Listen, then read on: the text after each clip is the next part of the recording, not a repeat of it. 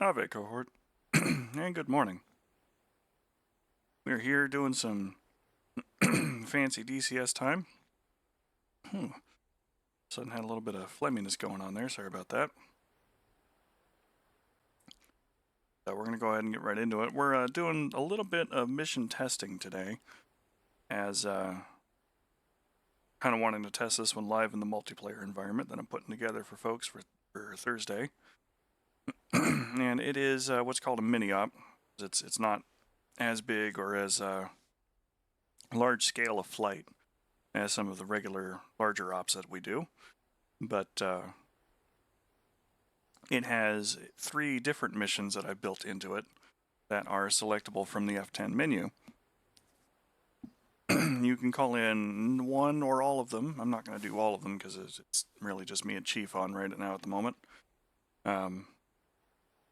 But it is possible to call all 3 of them in there at once. There's enough overlap there to make that interesting. Let's go ahead and get in here. On over. Change the server.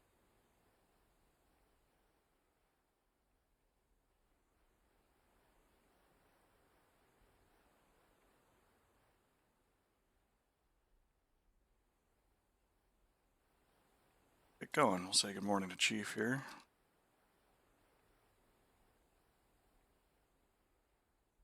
Get into the jet. Get situated.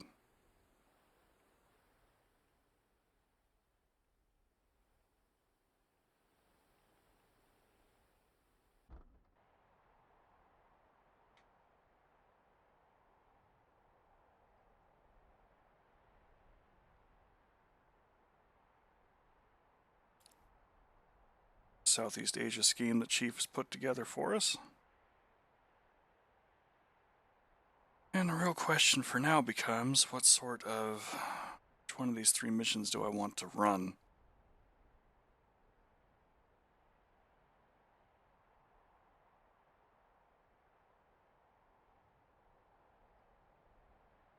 Because that's going to make a little bit of a difference as to what we do.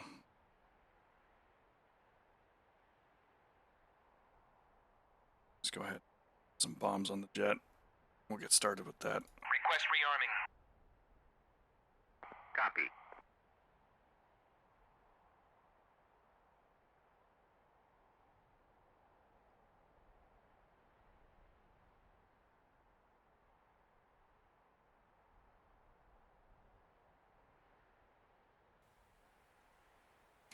Yeah, look at that Southeast Asia scheme Chief put together. Yeah, fuel tanks will change here in a minute as the pylons get rearmed. Oh, they'd be white if I had fuel tanks on. It's like the underside of the jet. Very F4 feel. Or Vietnam feel to that. Like it. Alright, so what it all boils down to is we've got 3 different missions. Mission 1 is Ardent Hammer,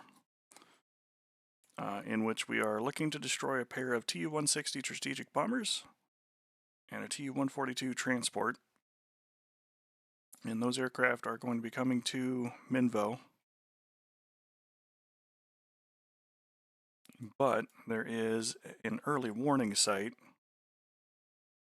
located at this other green circle. And if it detects us on the way in, it's going to call up some additional interceptors. Rotor's mission in this one, as it is a joint effort, is to take off from their FARP up here at the Mission 1 FARP area. I'm going to cruise here behind the mountains as stealthily as possible, sneak up to this damn thing and kill it. And then we go in, presumably after the Blackjack and Modified Bear transport land here at Minvo, and we destroy those aircraft while the VIP is outstretching their legs for about 45 minutes. That's mission 1. If we don't get in there and do that, in a timely fashion, or if we are detected by the early warning radar, it will call in additional interceptors that could help stop our efforts. Mission 2, the tankers, first off, come down here to Gudada and begin a little orbit kind of here between Gudada and Sojiadler. And mission 2 is Urgent Shield. Gudada Air Base is coming under attack southeast. The rotors are the primary defenders there. But if we call this one in right out the gate, helps 177 miles away. So my recommendation here, if doing mission 2 or mission 3, is to wait until the fixed wing aircraft have at least gotten gas and are kind of on their way to the area for calling that mission in. Because what it will do is spawn a bunch of attackers that are going to try and roll up onto Gudada and take it out. And there's a limited number of defenders and SAM systems that will operate in defense of the base. And in addition to the ground vehicles, there are aircraft coming in to deal with it, including some seed aircraft and some bombers and things like that. So it's important for the fixed wings to set up a bar cap and also be ready to do some fast CAS work, because the rotors may not be able to stop all three groups, because there are three separate waves that are coming in to attack that base. Starting at about the 30-minute mark is by the time it takes them to get there. For the first group, I think it's like 30, 45, and 60 minutes is when the show up. So the fixed wing assets have a really advantageous sort of effort they could do here in scanning the ground area around Gudada, try and look for those attacking groups and help the rotors engage them before they get too close to the base. The third mission is called Flaming Cliffs, mostly in honor of Flaming Cliffs 3, old lock-on modern air combat campaign that eventually turned into DCS. And in the aftermath of border war involving Georgia, Ukraine, and Russia, a number of troops been left behind, scattered across a wide swath. There's 50 of them, 6 groups of 8 and 1 group of 2 that need to be brought back home. So it's not something one helicopter is going to be able to grab in just one pass. Although I think a HIP can get about half of them in one go. Push it. Fixed wing assets can aid in the search and provide air cover, which will be important because the enemy is sure to try and find these stragglers as well. So again, this one's kind of a bar cap situation on the defense for the fixed wing aircraft. This yellow zone here north of Gudada is all of the different places the enemy or the friendly troops could be. They don't self-identify. Once the rotors get within about 5 miles of them, they will pop blue smoke to mark their location.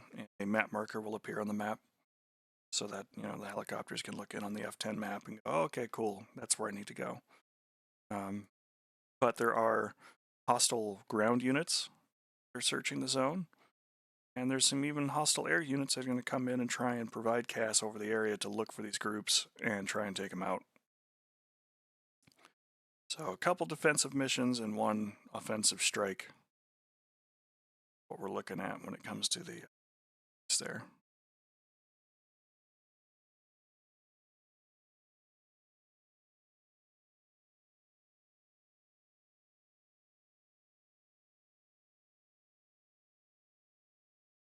As far as what mission we actually get up to today, I think what I'm going to do is wait for a little bit to see if Chief and Nixon both manage to hop into the server.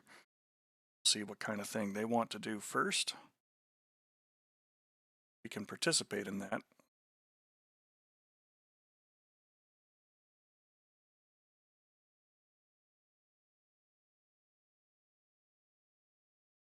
Morning, Vanish Zero.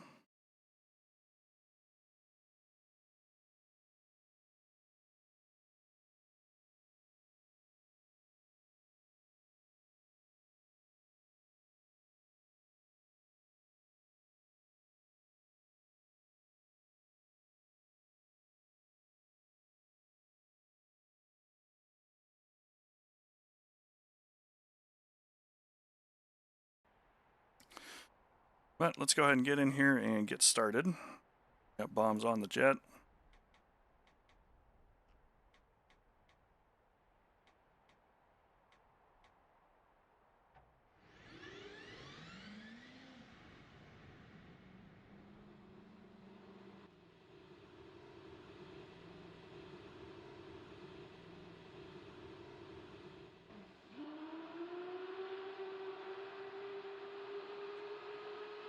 Well, for the moment, I'm going to go ahead and get up and get some gas, and then we'll call in one of 3 different kinds of missions, and we'll go from there.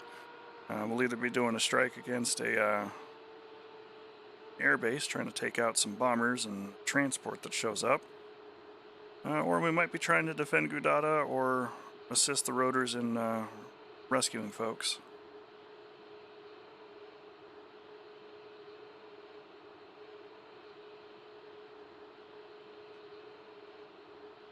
Kind of proud of how the trigger logic worked out for this one.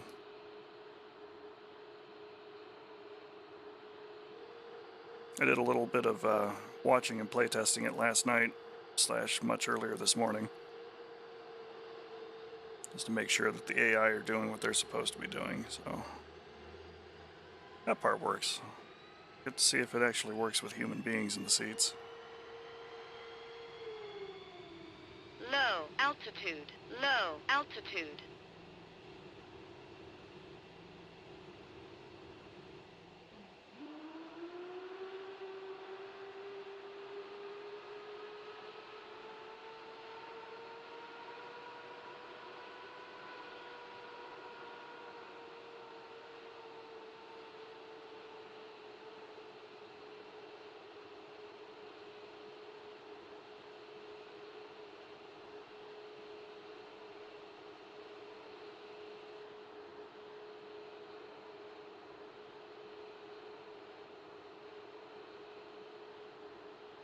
Programming all my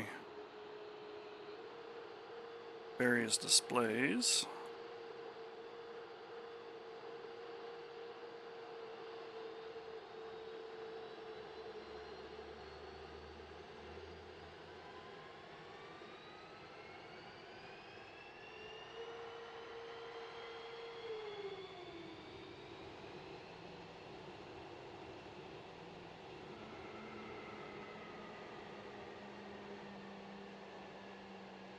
Looks like several of the rotor heads are coming on.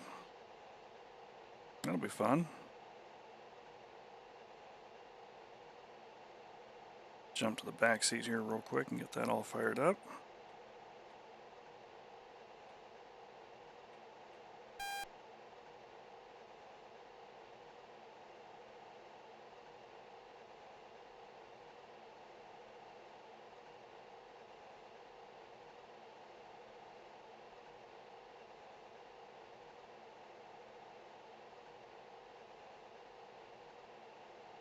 And we'll start the alignment for the jet.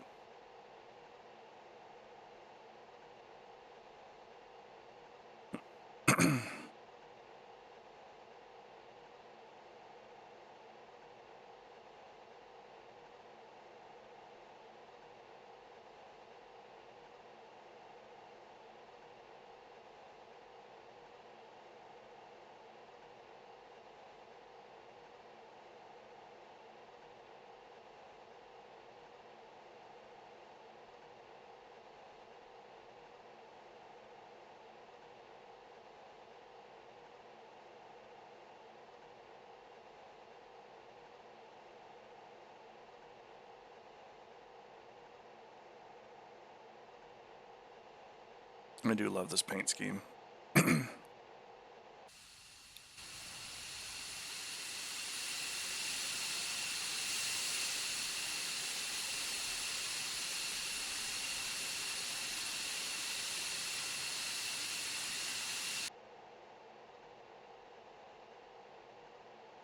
Alright, alignment's complete.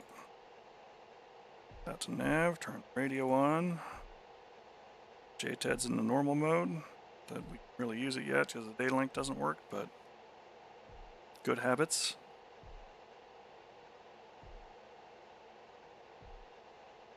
Chief, remove the wheel chocks. At 25,000. Copy. Wheel chocks are now removed. Focus 1-1 on station at Bulls 275 for 130 at 25,000.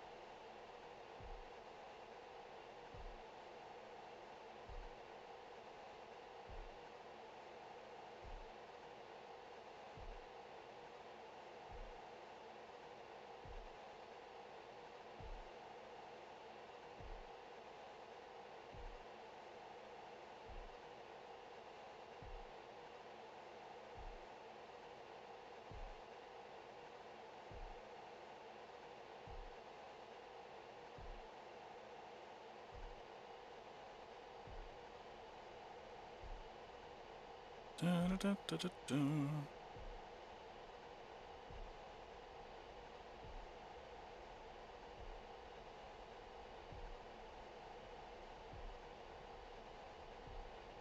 Tips kind of depends on what it is you're looking for, really.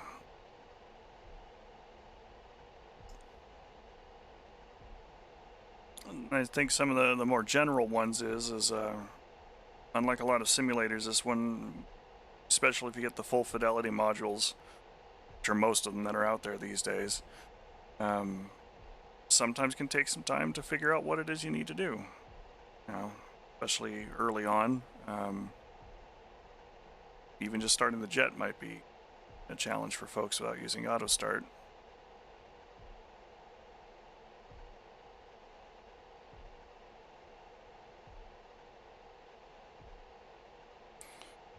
So a little bit of patience, looking things up on YouTube. Avoid any of the Grim Reapers videos, because those tend to be both excessively long for anything that they would ostensibly want to teach, and in some cases ends up putting up erroneous information. They're solid kind of clickbait sort of nonsense, but Chuck's Guide, any of the Chuck's Guide type stuff tends to be really good. Crash Liobe over on YouTube puts up 1 minute DCS, which you can search YouTube for 1 minute DCS and find most of his videos. Really kind of get a crash course on the absolute minimum quick and dirty to get things going. If you're looking for aircraft to do kind of a little bit of everything with, the most everything aircraft there is out there is the F-18 module, because you can land on a boat, you cap, you CAS, wide assortment of weapons available. It's fairly easy to get to learn how to fly. For multi-crew, either the F-14 or the F-15 for your fixed-wing options, or the Apache or the Hind for your helicopter options. Any of those are good. Also very popular modules out there that can do a lot.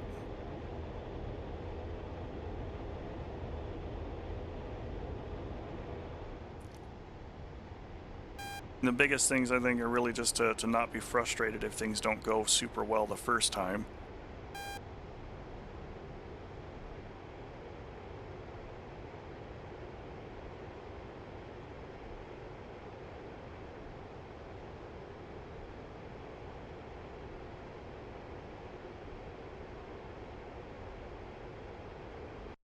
See, they're spawning at the first fart, so we're going to go ahead and get the first mission going.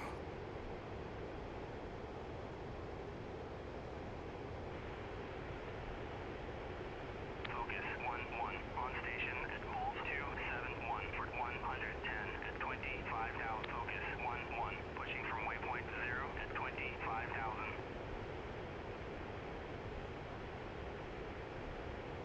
Yeah, Eurofighter's going to be a big one, but again, I don't know how far along that one's going to be in development before it's actually going to be present as a module in DCS.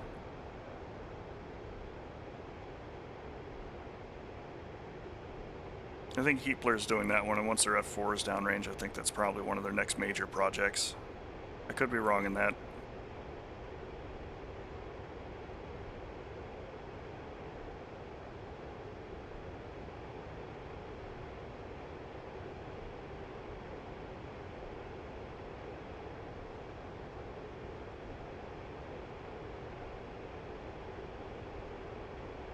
And then the other big tip, I think, is to fly with folks. The Pantheon Initiative servers are up more or less all the time. We do have a kind of general day-to-day mission up that's on the Syria map. That kind of lets you do a little bit of everything. We're more than happy to get in and help people learn and fly with and just have a good time in general. There's also Deadly Fishes as TTI. That usually has a lot of high traffic and same sort of thing. It's kind of a generalized mission where you can get in and kind of do a bunch of stuff.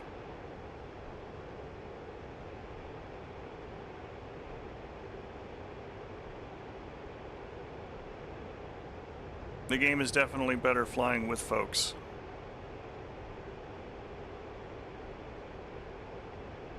Than it is to just play by oneself. Not that it isn't fun by yourself, but it's more fun with people.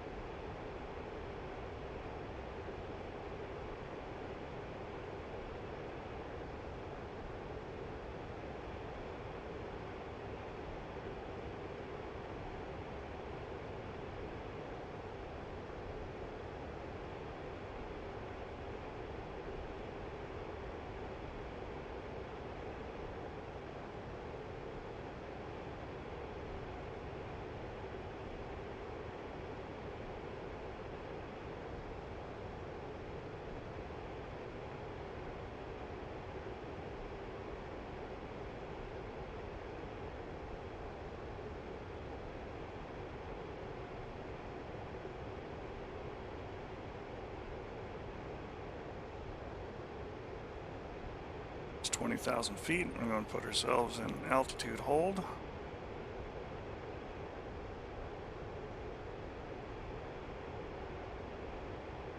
And turn our TACAN and receive mode on. So we can go get ourselves a tanker.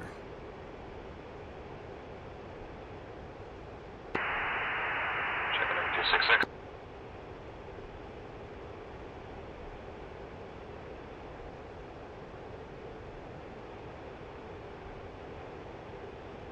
Gotcha, Lima Charlie 266.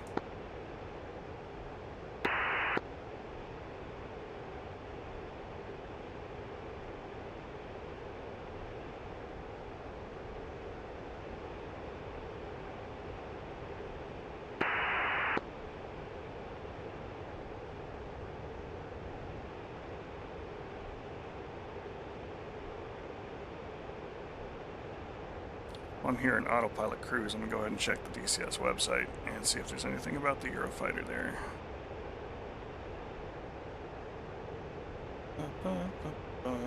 See who's doing it.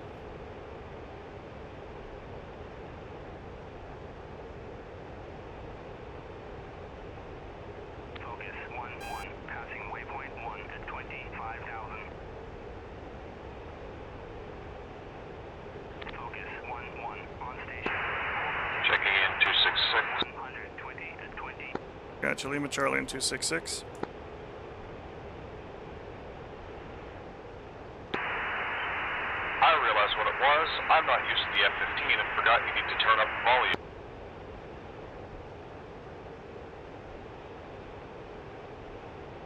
Yeah, that would do it. What do you want me to bring up? Well, at the moment, our friends are looking to kill an EW site, which will let us get into Minvo and try and drop bombs on a bomber that should be there eventually. Understood. So we may have some aircraft to deal with, and may have a couple of SAMs to try and fight our way through.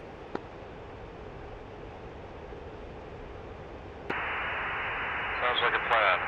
Penetrators or just regular 2,000 pounders for centerline and tank? Yeah, regular 2,000 pounders would be fine. Right. Yeah, Heepler is doing the DCS Eurofighter.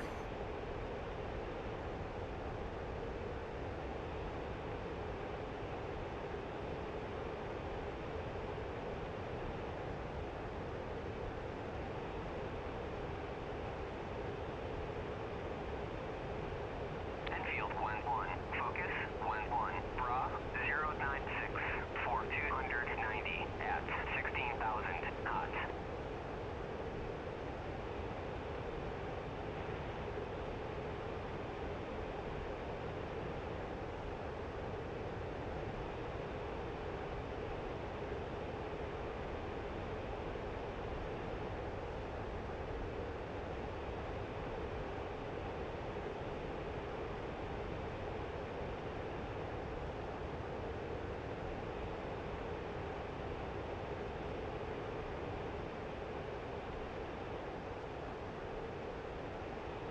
Oh, yeah, yeah. I was out there looking at the form, so my head was looking at the other window, or on my other monitor, rather. Yeah, no, the lighting in DCS is really, really something else. I like early morning and dusk; those are good times. But yeah, no, Eurofighter should be a good trip once it's available.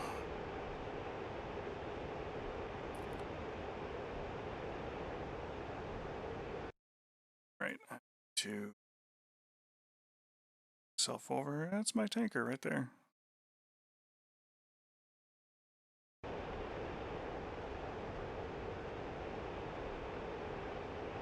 .253.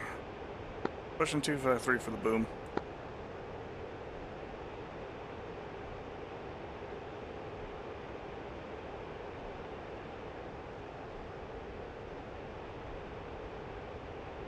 Texaco, 1-1. In field, 1-1. Request rejoin. Yeah, next year should be good. That's a good estimate. Proceed to pre-contact at 20,000 at 300.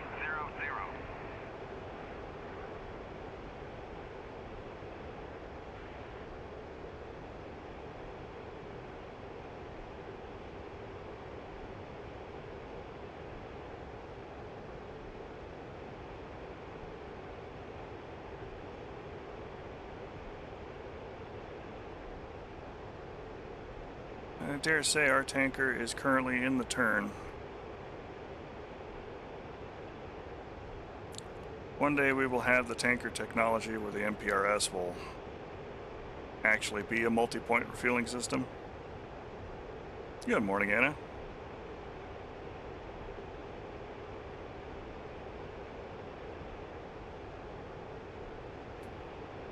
As it stands right now, the tankers basically either work with probe and drogue or boom and receptacle. The MPRS is supposed to be able to do both. Alas, we're still waiting on Eagle Dynamics to make that technology possible.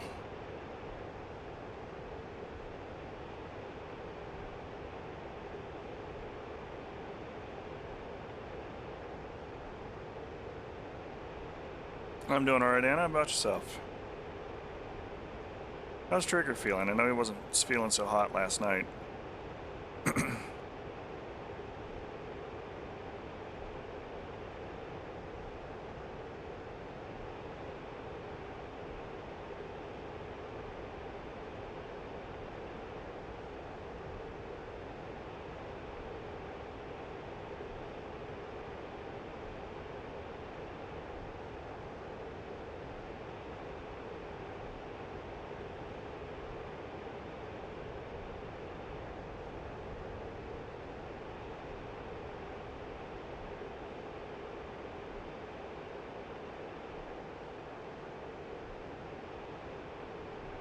That's good. Don't worry about him, but you take good care of him, so it's only a small worry.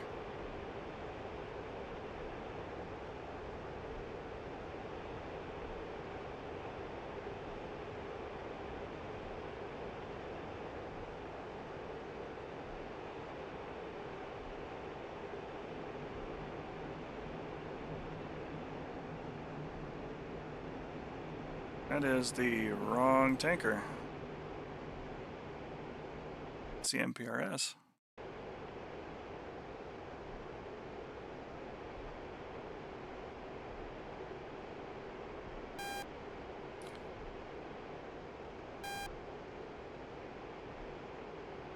.45 Yankee, that's what I want. Alright.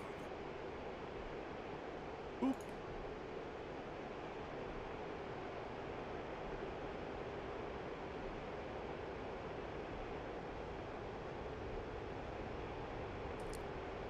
Alright, we're still only 5 miles away from him, so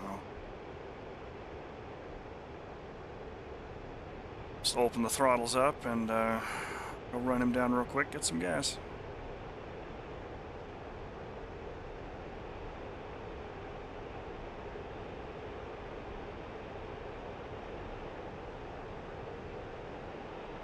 Okay, so the TACAN is an acronym for Tactical Air Navigation.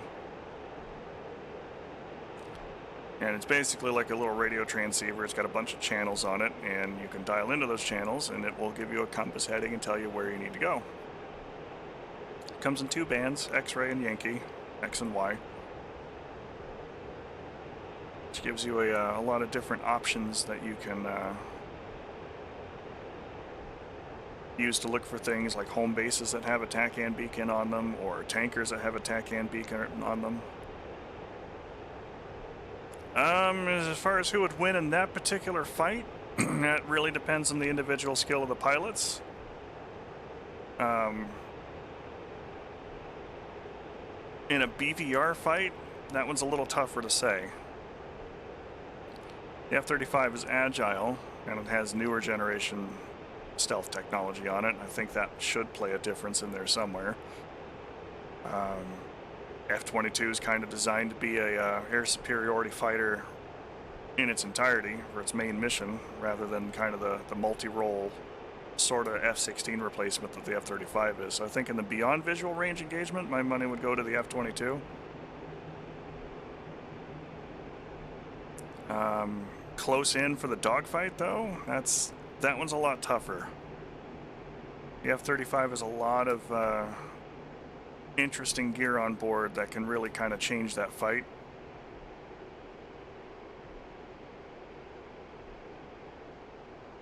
I mean, they both got the AIM-9X available to them. The F-22 has the thrust vectoring available to it.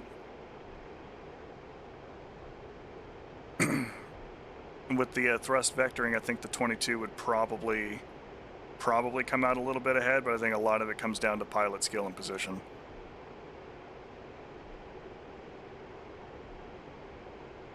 Assuming 2 pilots of equivalent skill, I think my money's on the F-22, just like Chief put out there.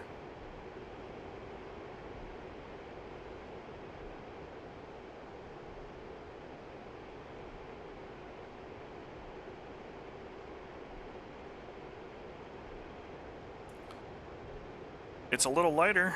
It's a little more agile, because it's kind of what it's designed to do, but the 22, I think, still has the edge there.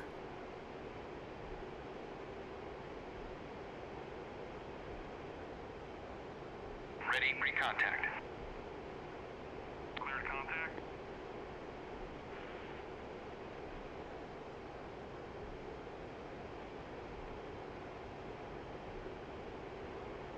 Alright, slipway's open.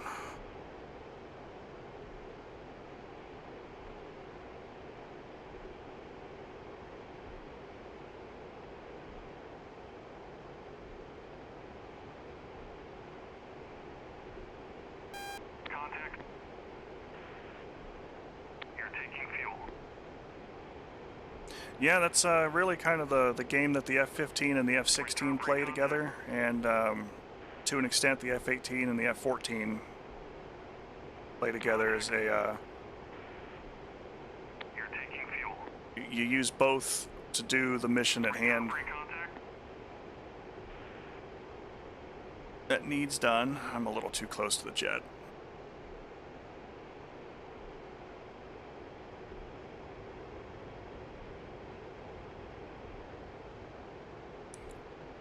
And they both kind of cover for where each other is. You're taking fuel. Ooh, Return pre-contact. tanker, what are we doing?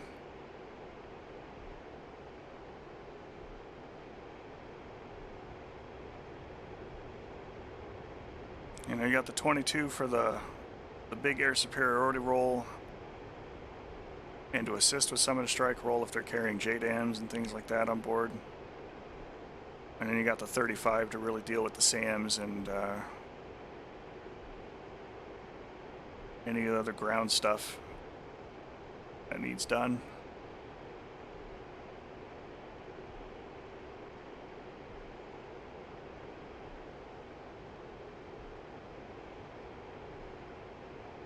Contact. 2 working in concert is definitely the... Taking fuel. Yes, tanker, tanker. Tanker TACAN is 4-5 Yankee. 253 for the radio. Return pre-contact. I'm already on the radio.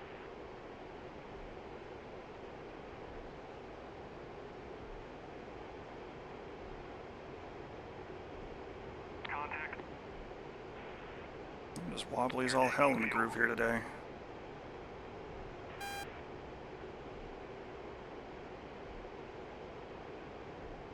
Return pre-contact. Contact. You're taking fuel. Can you tell I'm just barely in the groove? Pre-contact. Oh, just a little bit. I've not done this in ages, so we'll see how it goes for me.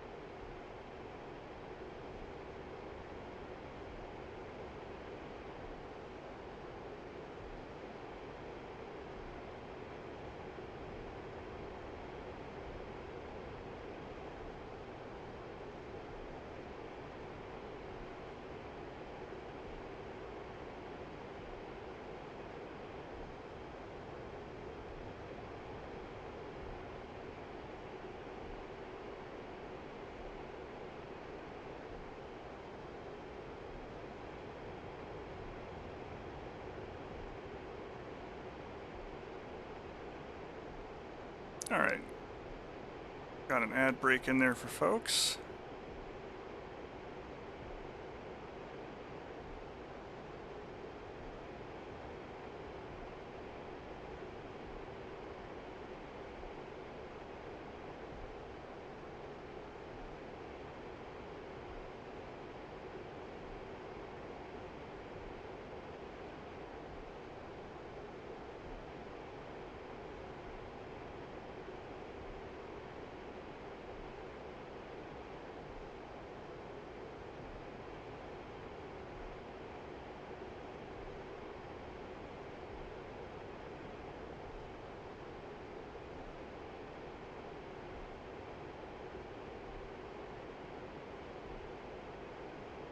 Contact.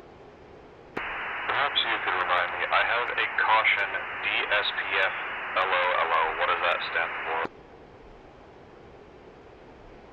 Is your air conditioning on? Got the oxygen on. Right, but there's air conditioning for inside the jet. Switch is just underneath the canopy handle if it was open. Got it.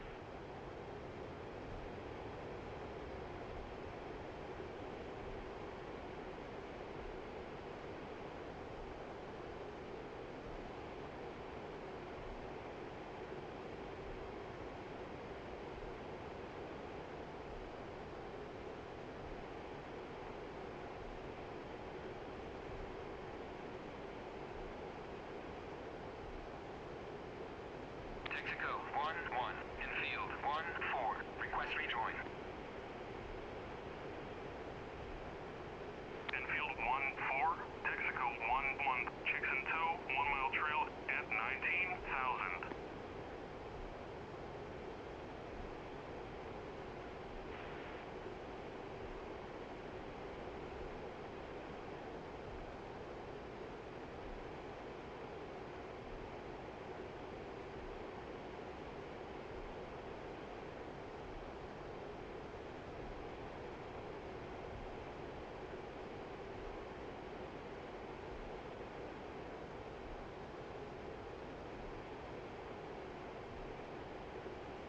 Contact. You're taking fuel.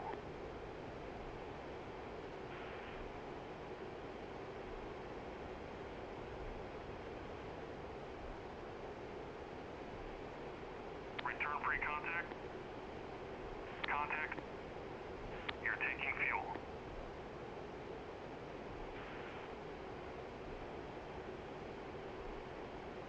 So you hear the magic words transfer complete, tanker? Oh man, I'm just taking a look at the helmets and the skins. It's amazing.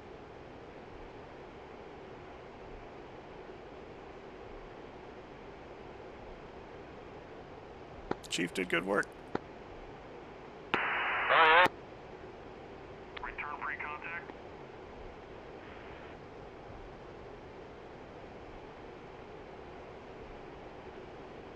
I'm up to 20,000. Abort rejoin. Roger. I'm 18.4 and 36 miles out.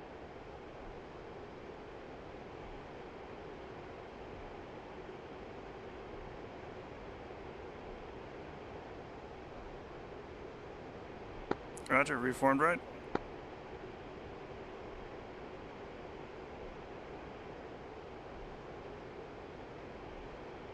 Checking in 1275. It's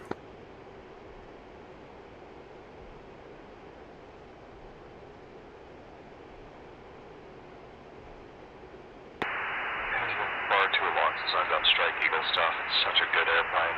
So much fun.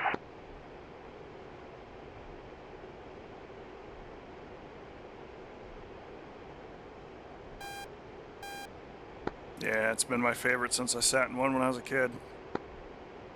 Fair enough. No, it doesn't need to be perfectly connected. There is a little bit of wiggle room. The boom operator can kind of fly, like you basically have to fly in a box underneath the tanker, and the boom operator will fly the boom. You can kind of see the little wings on the end of the boom there. The boom operator can I actually do steer also that. enjoy how coupling the autopilot TACAN with an aircraft will try and intercept it. And steer the boom into the proper spot for the receptacle as long as you're in parameters. Underneath the aircraft, what I was looking for my landmark is a bank of lights kind of out by the front of it. The left-hand side of the lights indicate where I am in relative to the aircraft in the vertical, and the right-hand bank indicates where I'm at relative to the horizontal. So if I put those in the green and try and keep the jet there, that should be the middle of the box where the boom operator has the easiest time to just kind of steer and put that fuel receptacle into my port, or the boom rather, into my receptacle. The boom and receptacle tankers also transfer fuel at a much faster rate than the probe and drogue ones because the rigidity of the boom allows for higher fuel pressure. It's kind of a big historical thing for us. Tanker's cruising about 327 indicated.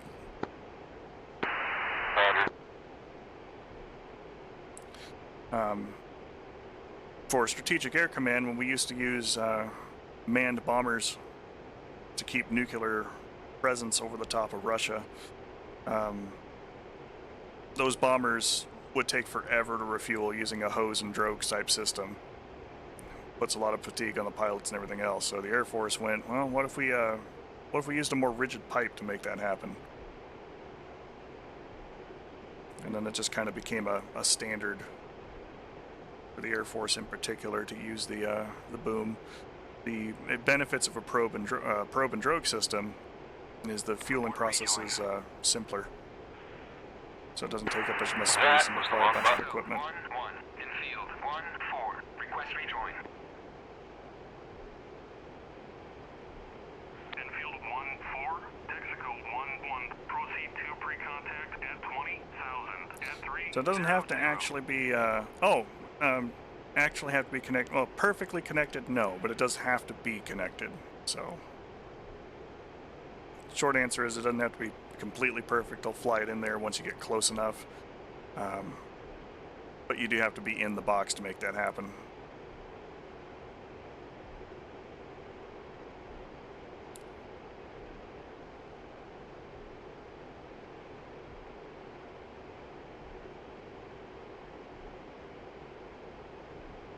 Second there, I thought I misread your question, but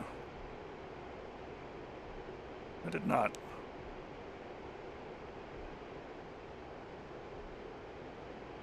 And keep flying formation here with the tanker while we wait for the rotors to do their job. Coyote, Fenrir 205. Checking in for a sit rep.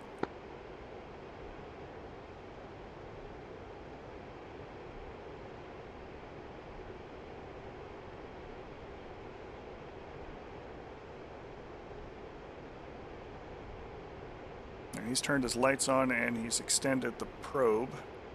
or the boom rather. The Thessarian should be within about half a mile of him.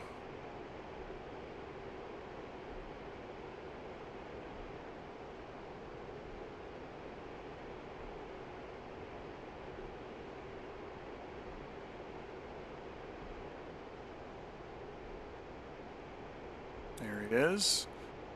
Also wearing the Southeast Asia color scheme, so he's downloaded the skin pack.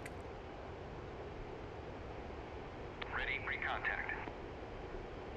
Cleared contact. See if I can get my canopy frame out of the way there, we can watch him connect. Alright, let's see how long this takes. If it takes long enough, I'll just get more gas.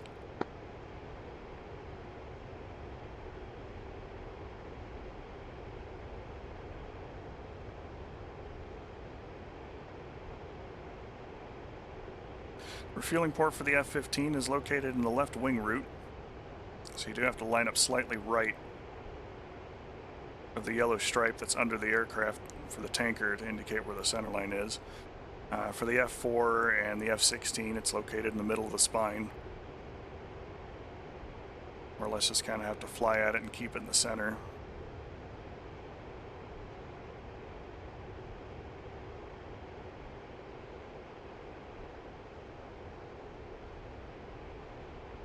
Contact.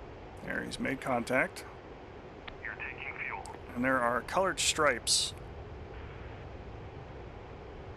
on the end of the actual refueling boom that indicate whether you're too close,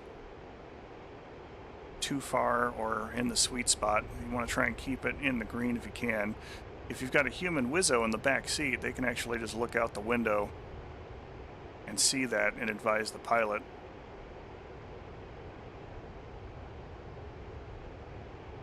That's looking good.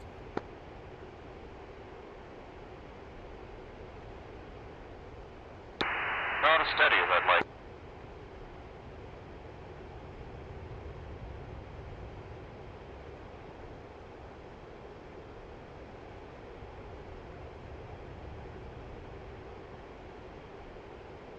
We can kind of see that boom going up and down as it's accommodating for his proximity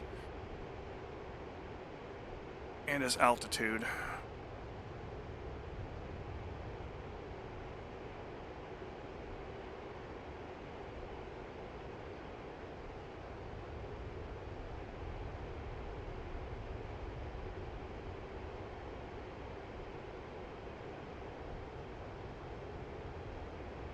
Turning into the sun.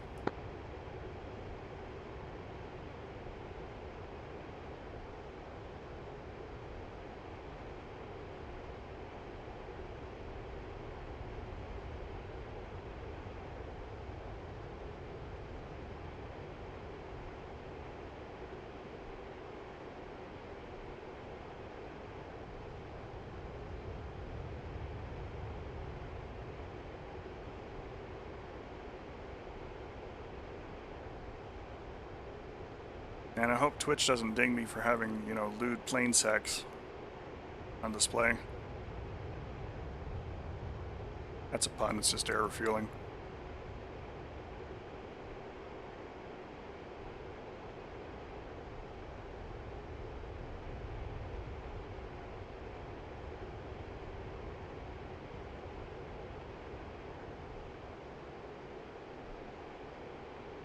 It's an interesting relationship, though. I mean, you show up, you ask for consent, Transfer connect, transfer fluids. Disconnect. Very solid. Sliding back. Clear back.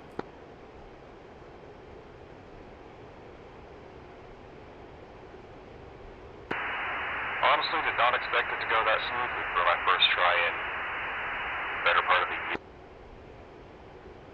DEWR side. Come on.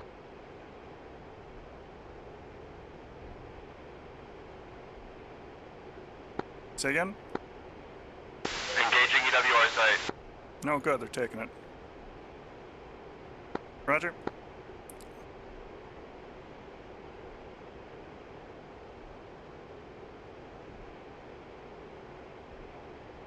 Alright, push him back to 266.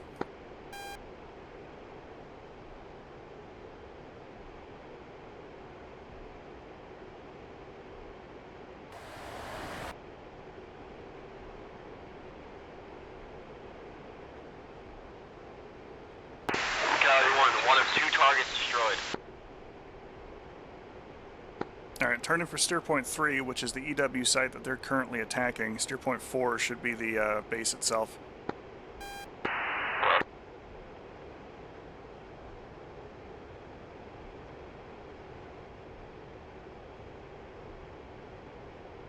And aim to pass under the tanker.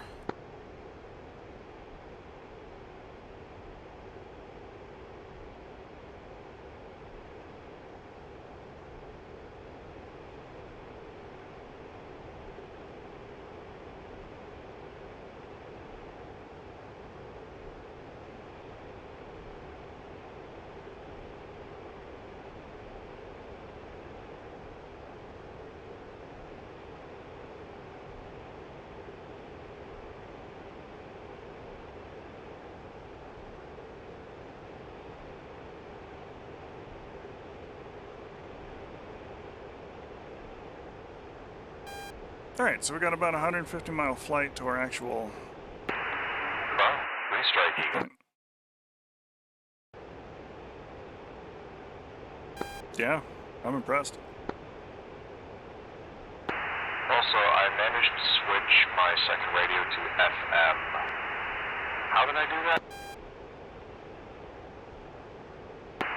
Is it like that by default? Select the radio itself. Like push the button for that radio on the UFC. Yep. Double check that man AM is either turned on or off and see if that fixes it for you.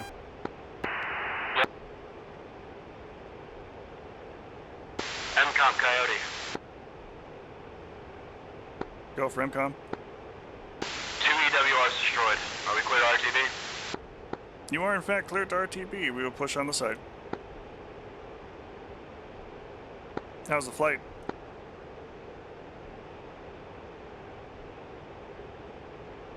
You know, I was about to say, you were running away from me a little bit there, but then I realized my speed brake was still slightly out.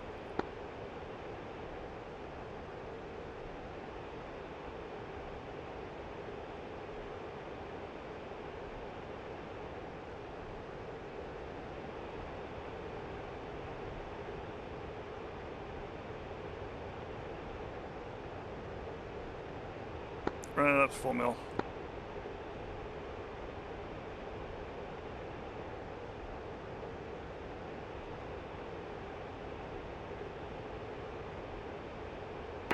What are we going to aim for on speed? We'll see where it settles. Usually it's about 450-ish or so. Sometimes a little more.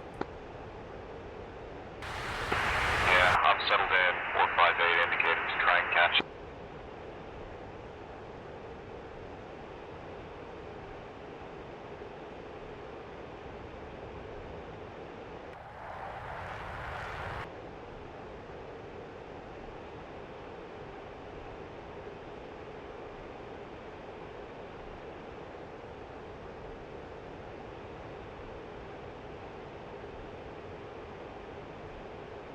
Alright, I'm going to leave it about 450 for now.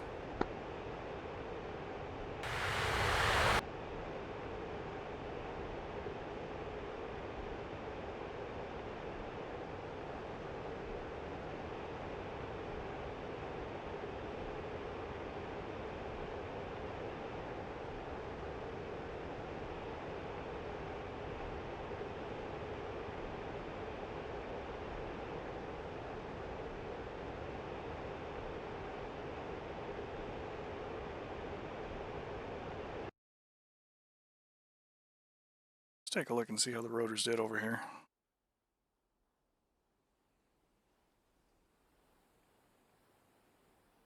Good lord, they just sniped it.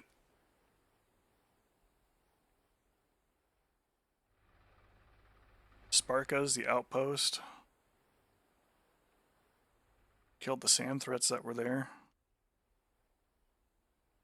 Didn't even touch the patrollers. They killed exactly what they needed to and got out. That's exceptional.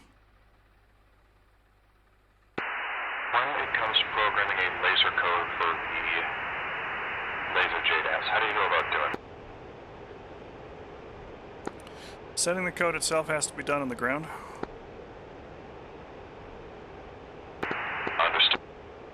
Otherwise, you just have to set the laser for the pod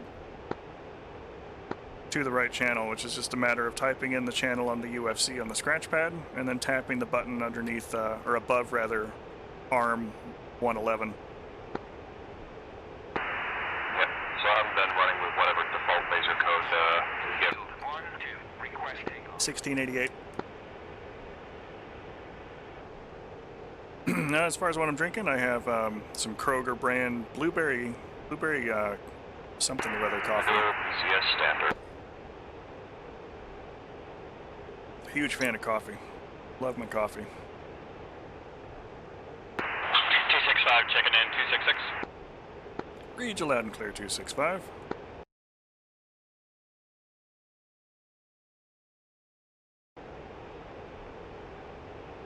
We've just pushed off from the tanker and are inbound to attack at waypoint 4.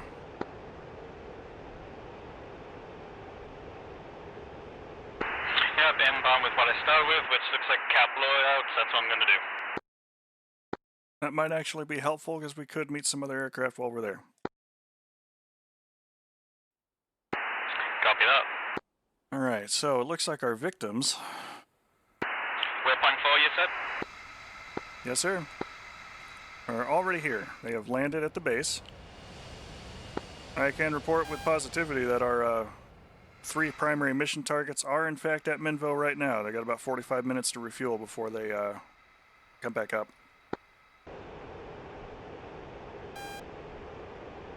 Taking off right now.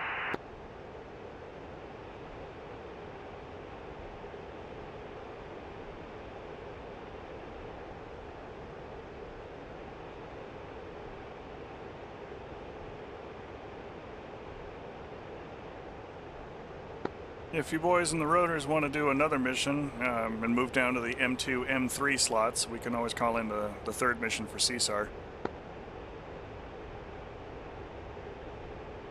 Or if you feel real ballsy about it, we can call in the 2nd one for the base attack, but you won't have cap coverage for a minute.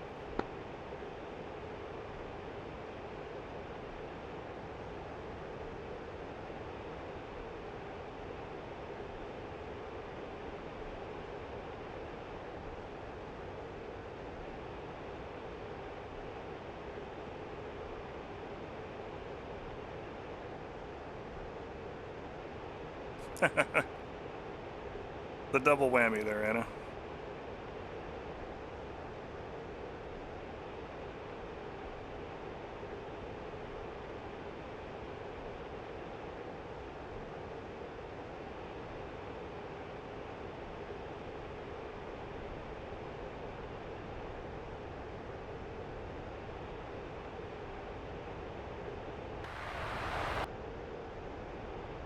There's the Sarian. God, the Southeast Asia skin looks so good. It really does. She knocked it out of the park.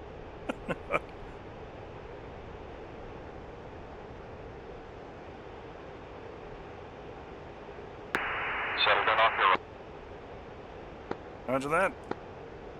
Got mud from an SA-2 out in front of us there so far.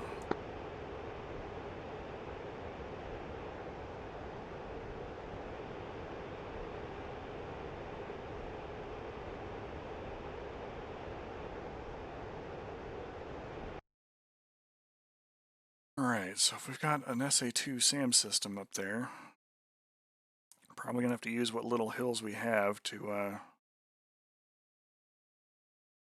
provide cover.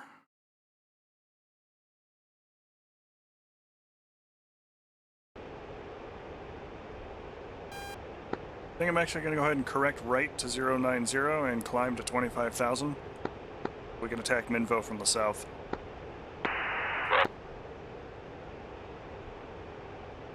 Alright, go ahead and encode this first. Take it out of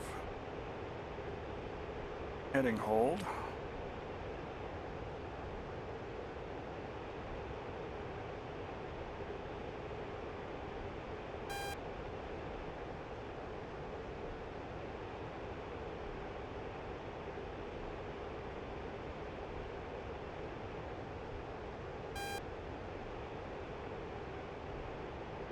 we start getting tracked by any of the SAM systems, I kind of want to dive down to these hills that are under us.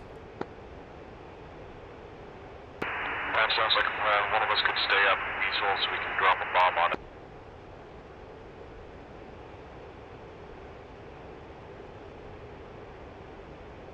Just Strike Eagle things.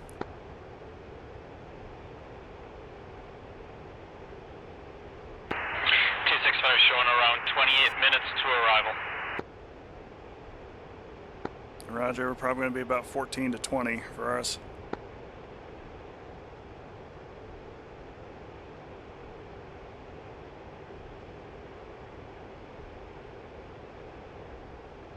Oh, I love breaking through the clouds.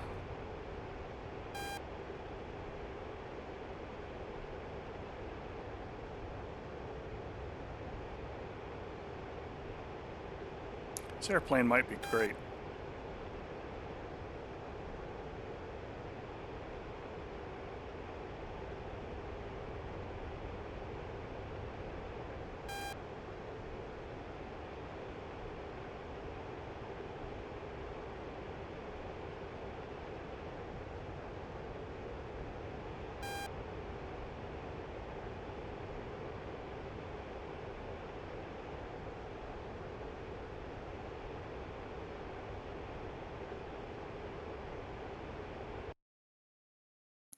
All right, so current plan to cruise this way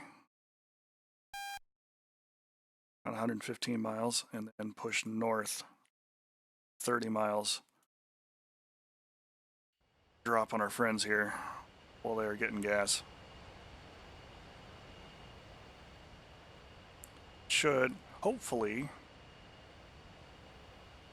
let us use these hills here to the south to cover our approach. So if there are any SAM sites that are protecting the base, we can get in underneath them rather than attack them ourselves.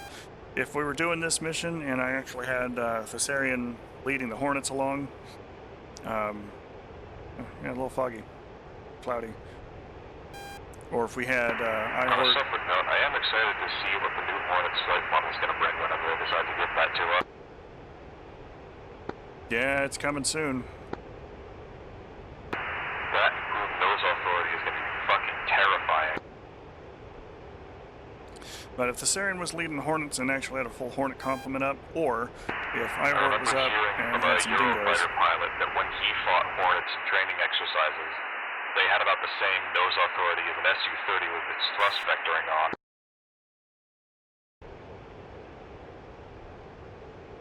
Crazy. Those LEXs really make a difference. It's a scary thought. But anyway, if I had the Hornets or the F-16s, And even as it sits, the Hornet is we would still just push through a it, light Hornet, knock rather, out the is still the SAMs most and then get in dangerous, there into one it. of, if not the most dangerous dogfighters in the game. I actually just use coffee creamer, which has a little bit of sugar in it, but not so much as like an actual lump or cube of sugar. Just a little splash. I kind of like the coffee to be a dark tan sort of color.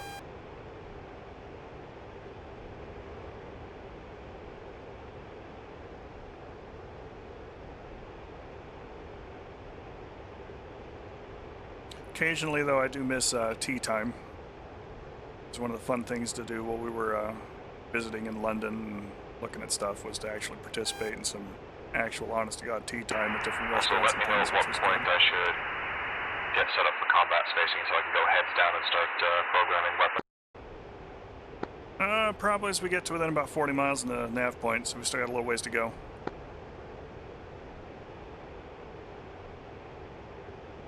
Roger. I got what appears to be a second 2 lighting up on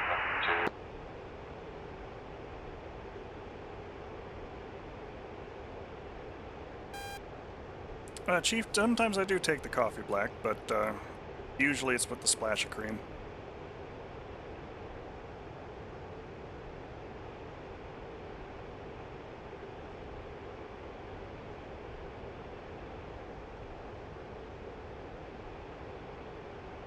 I'm showing around 20 minutes to arrival.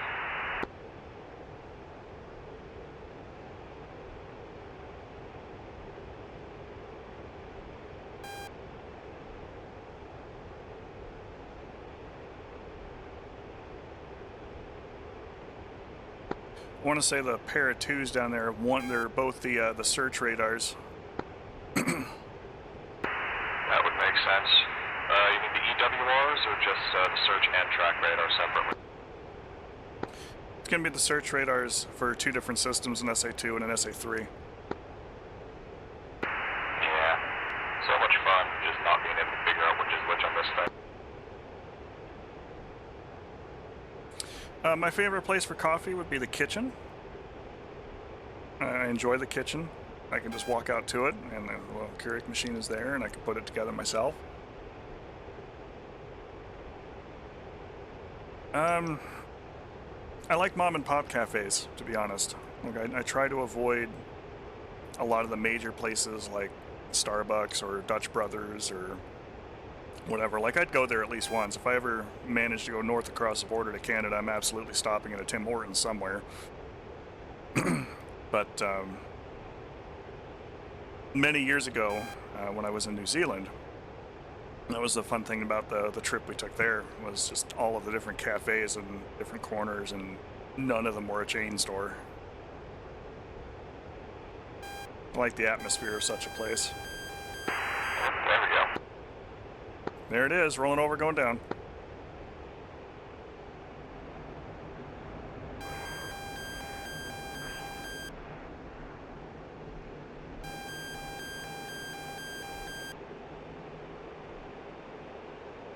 Going well.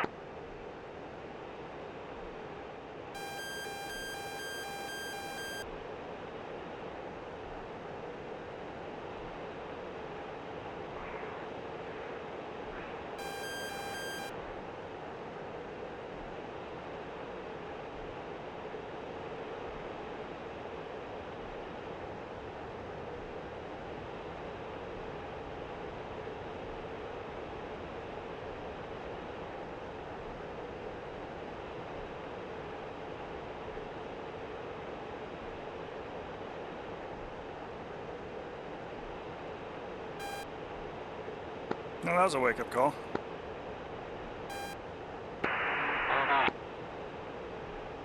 We'll see what those sites do when we actually get to the objective. Yep.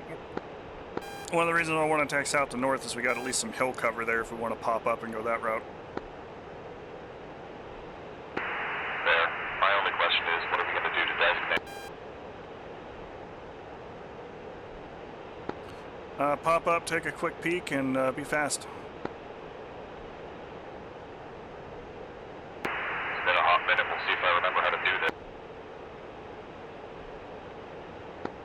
Just remember to make your pod soy, and then have the EW or the smart weapons page up on the other side if you're going to designate JDAMs. Already done.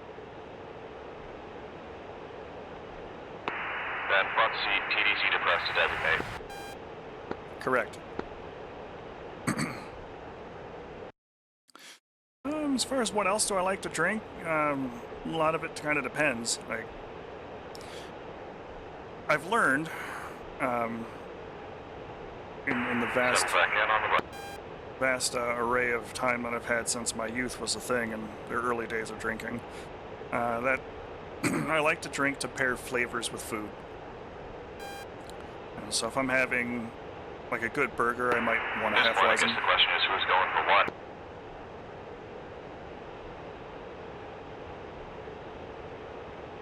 I figured we'd probably just double up on it and ensure that we destroy the target. If we see SAMs or targets of opportunity, we'll just have to engage those, but we need to get at least one bomb in on the apron for these aircraft. Your target is a group of bombers, if I recall. Yeah, it's a Tu-142, which is a Bear variant for VIP transport. Yeah, we are down here low.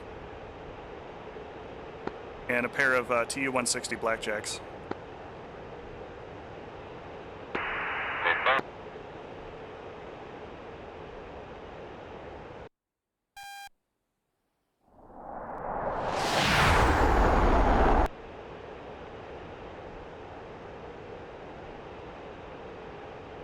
See if I can get a better clip of that for later.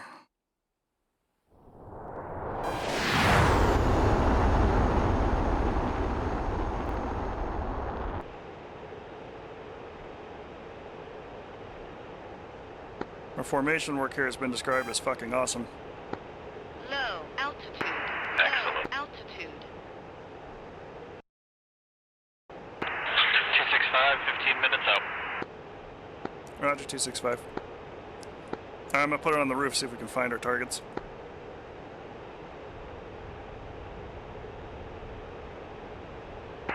I'll follow it.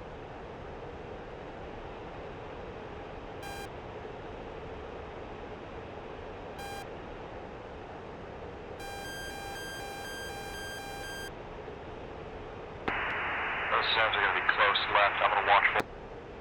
Roger.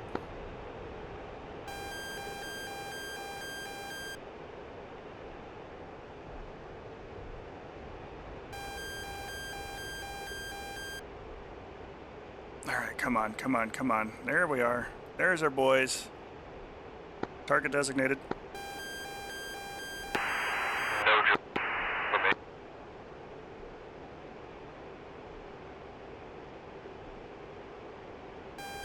Bombs ready. How do I stop the pod door port?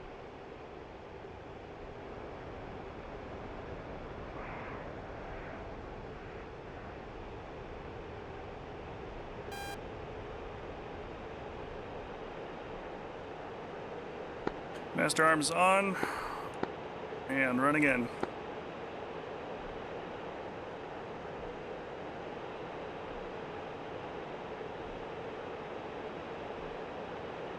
Pull up, pull up, pull up, pull up, I know, Betty, I know. pull up, pull up, pull up, pull up. Low altitude. Low altitude.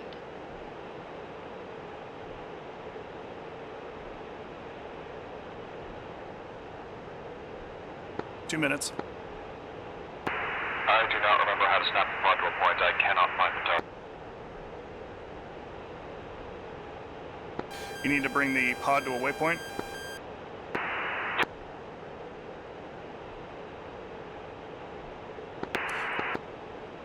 Type waypoint number on the scratch pad. Tap the button above where it says pod on the right hand side of the MFD display.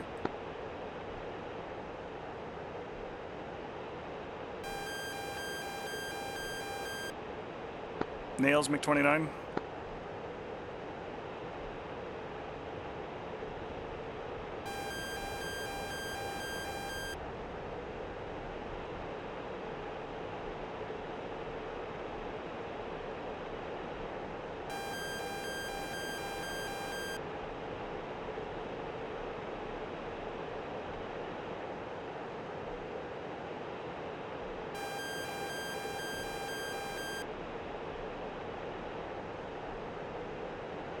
Full afterburner running in low altitude. Nails 11. Or mud 11 rather.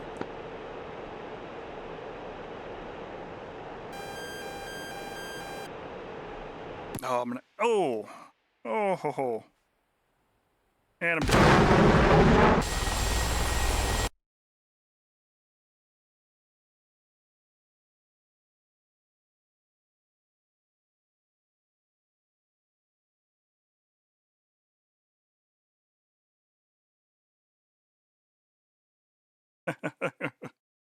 All right, Thessarian, you're up. I'm going to take a quick look at TAC view. And I'm going to figure that out real quick. TAC view is a free program that interfaces directly with DCS and a couple other programs there. That's the wrong file. That's why it's not open up. But it provides a lot of telemetry data use to answer this very question about what happened. I'm going to go and flip the stream over to TAC view so you can actually see that. Just a second there.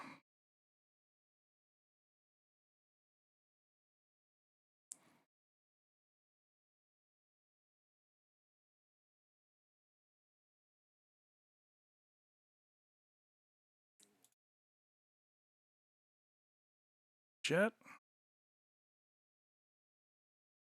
This is us together after refueling. Go in.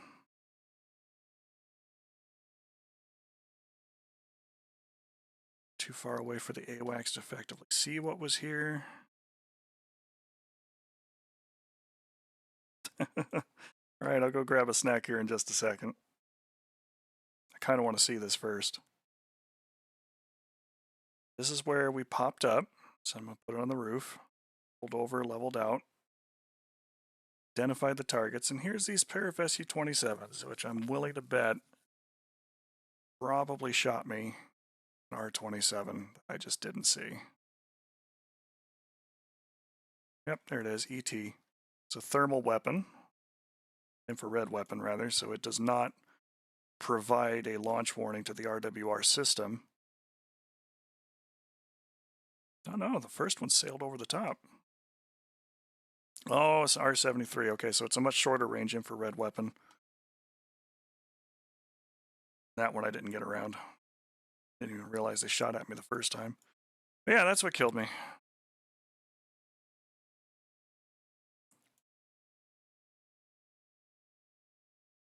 And then they kind of left the Syrian alone. So he is running in on that SA-11 site, which is good. All right, let's go and flip the stream back over to the game. See how Thessarian is doing. Thessarian is dead.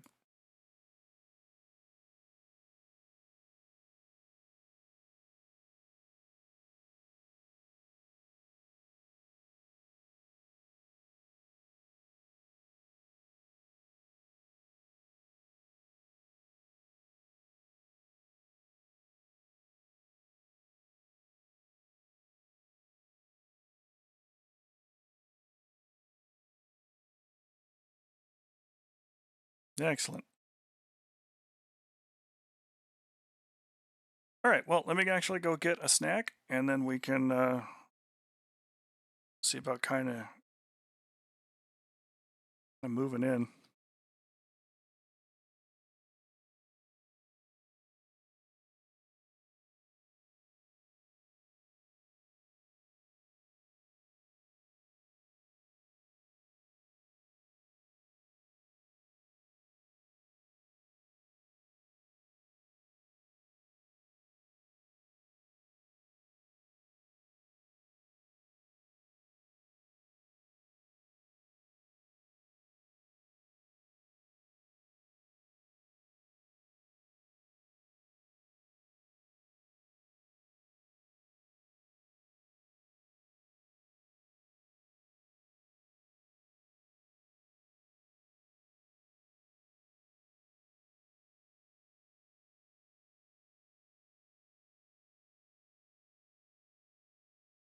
Okay, so for reals this time, I'll go grab myself a snack, and I'll be right back.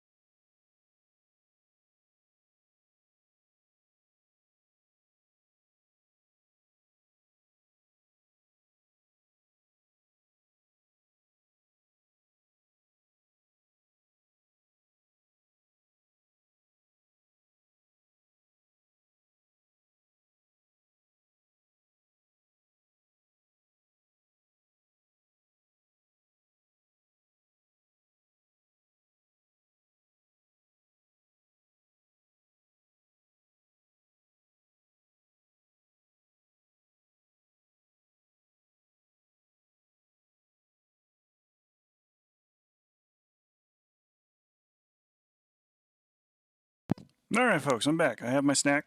I went out and got the, what the hell they call this? It's a snack stick, so it's just like a meat stick there. Or a Slim Jim or similar, depending upon what flavor we're looking for. And more coffee. That's important.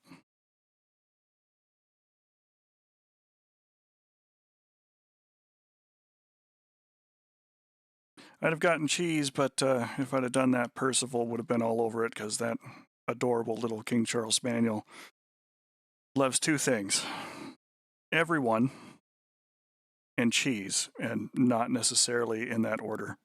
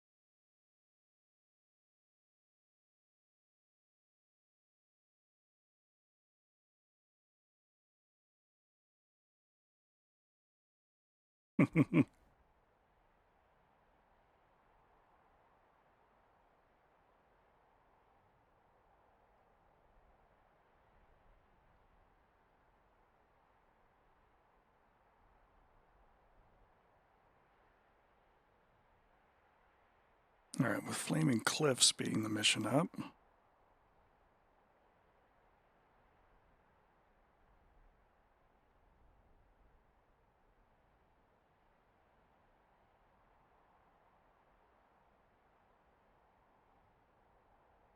It's going to be more cap-centric. Request rearming. Copy.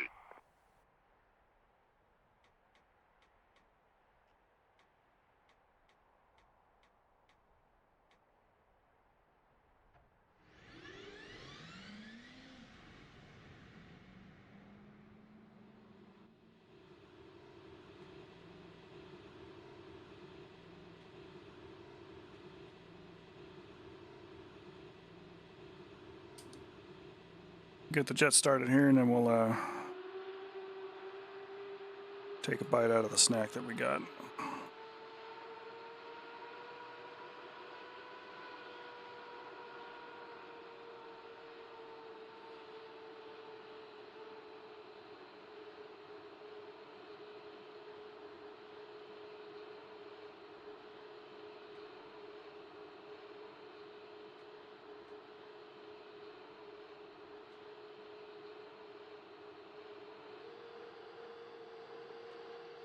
Yeah, depending on what's causing it, something like ibuprofen might be a little more helpful.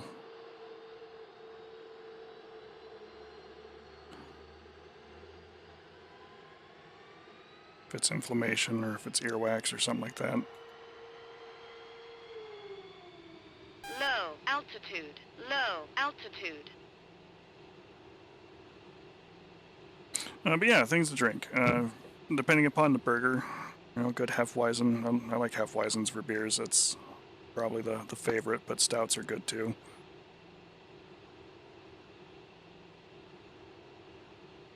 I have not, actually.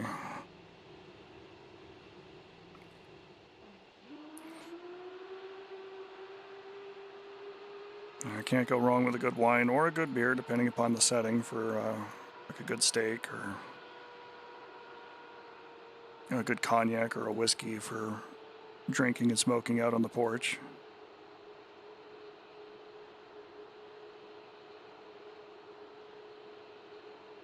Iced tea is kind of in general.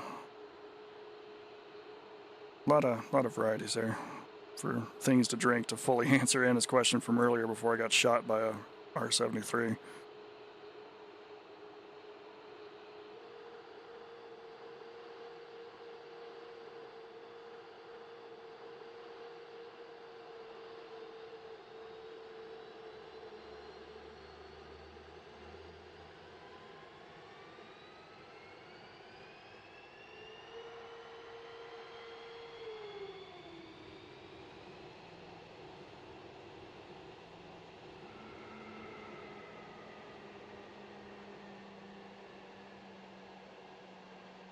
That's kind of awesome.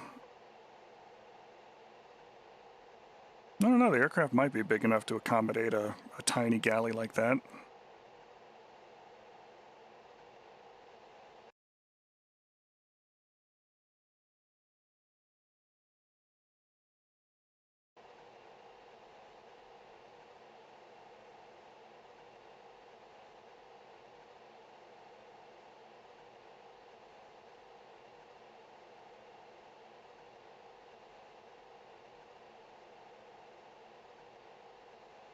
Checking in on 127.5.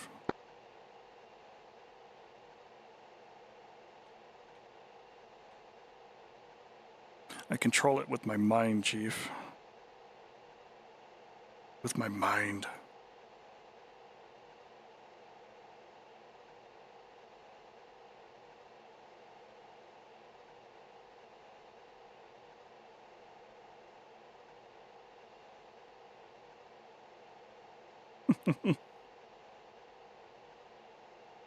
Alright, jets aligned.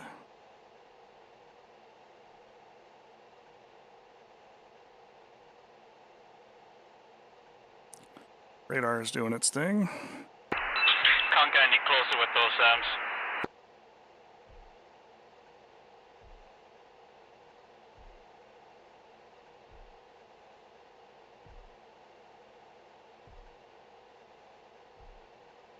Roger, Trigger. Let's go ahead and push down south to try and provide cover for them for the CSAR.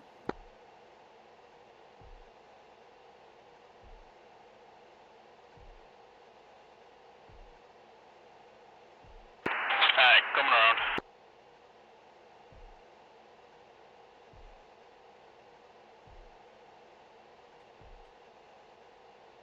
There, is that better for you, Chief?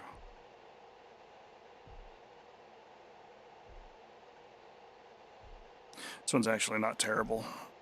I can actually still manipulate the screen there without having to look around it too much.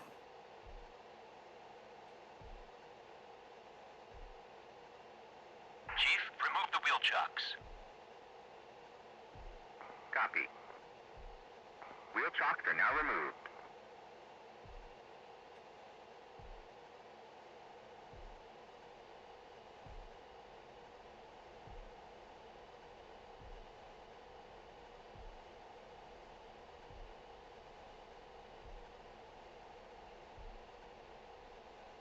And if you could relay to Nixon, that mission should be up. The yellow zone out there and all the waypoints. Oh, no, I do actually have a flight stick. He's talking about the one in the jet. I usually get rid of it so that's not blocking screens and things as I look down into the pit.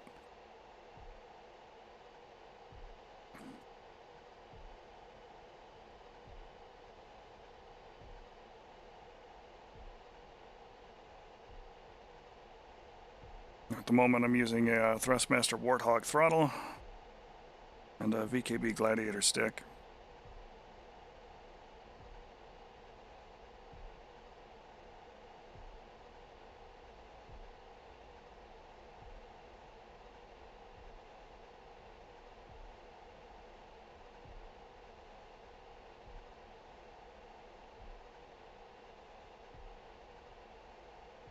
And see, Wags never moves his head like that, left or right, in the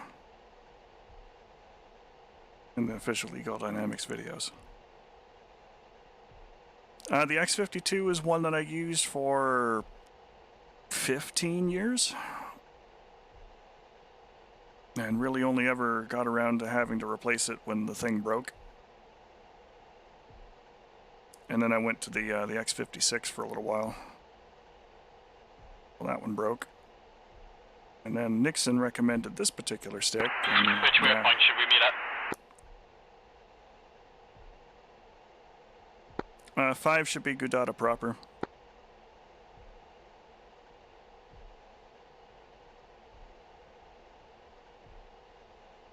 Tankers are going to be moving down to Gudata in the area, so you can get gas there if you need it.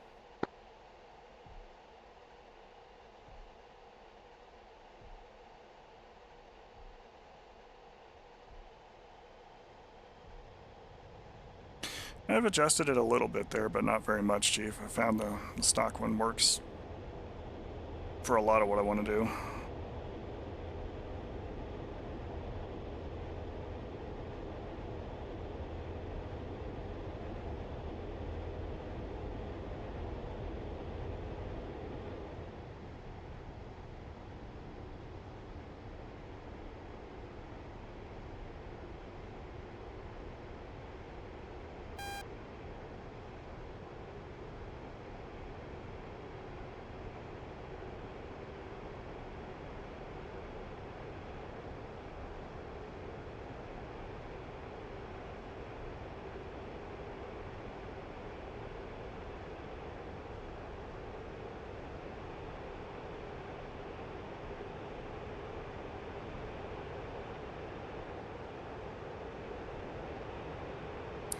F-14 is a fantastic module. The F-16 is a good one too. A lot of work you can get done in both platforms. Heapler really does an amazing job with making the aircraft feel visceral. Like the F-14 will rattle and shake and groan and creak and have things inside the cockpit all kind of vibrate and do that kind of thing as you move around. It's truly an immersive experience, and it looks like it's going to be the same sort of thing with the F4 once it comes out.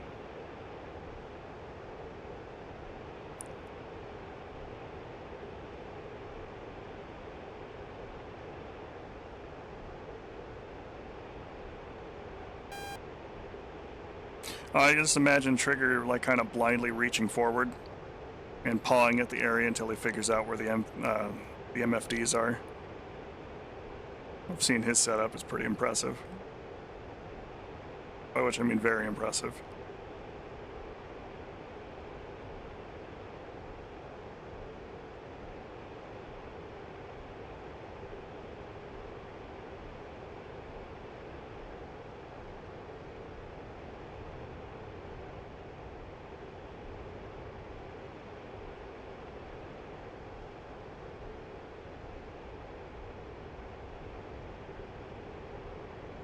I think I did actually change my track IR profile a bit for looking around the cockpit.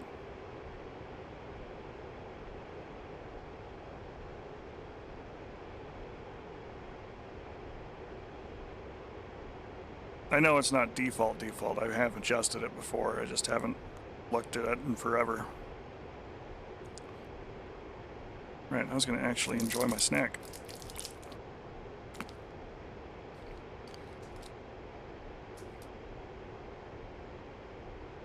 With 3D printing, it's a lot less expensive than it used to be.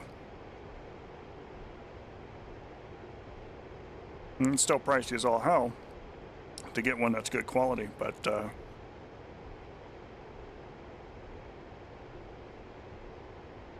it's a little more reasonable in some places.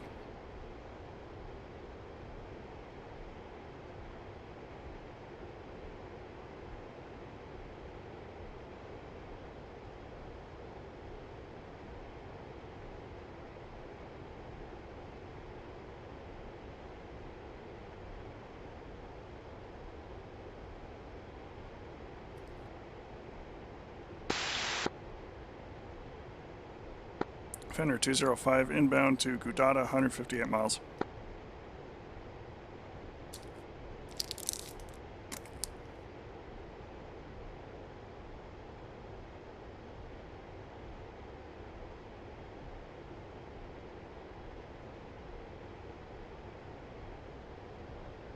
Focus 1-1, passing waypoint 3 at 15,000.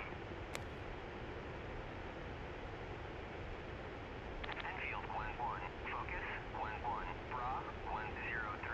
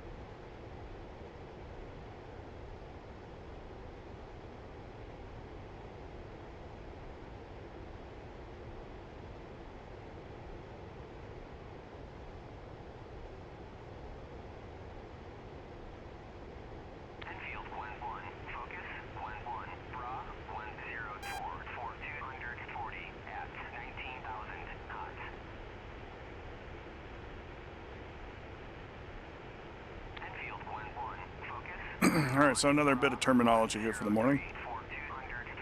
I'm getting what's called from the AWACS as a bra call, which in addition to being supportive just by itself, actually stands for bearing range and altitude.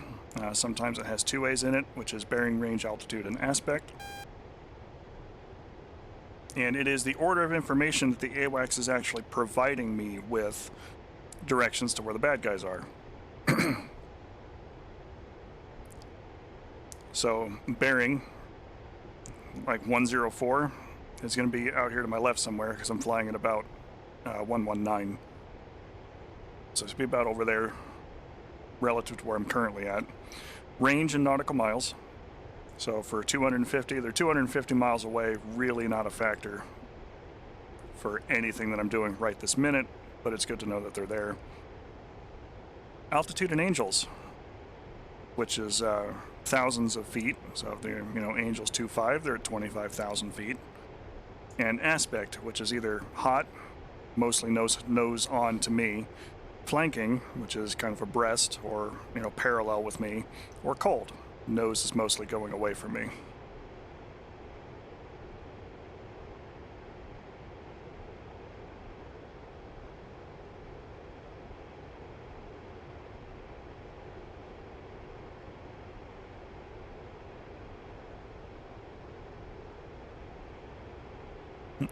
I imagine there's probably a little bit more to it than that.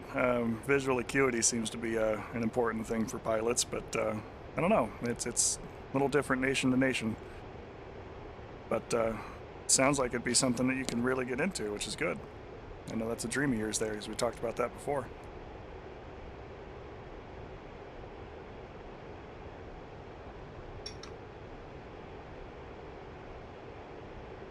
All right, 130 miles to go to the actual waypoint. Picked up the throttles a little bit. I'm not quite an afterburner, but I'm just about as fast as we can go at full military power before the afterburners engage.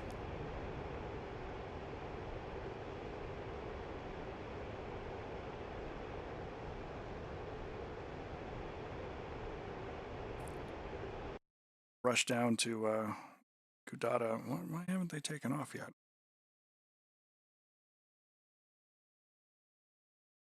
Probably still talking strategy about where they go.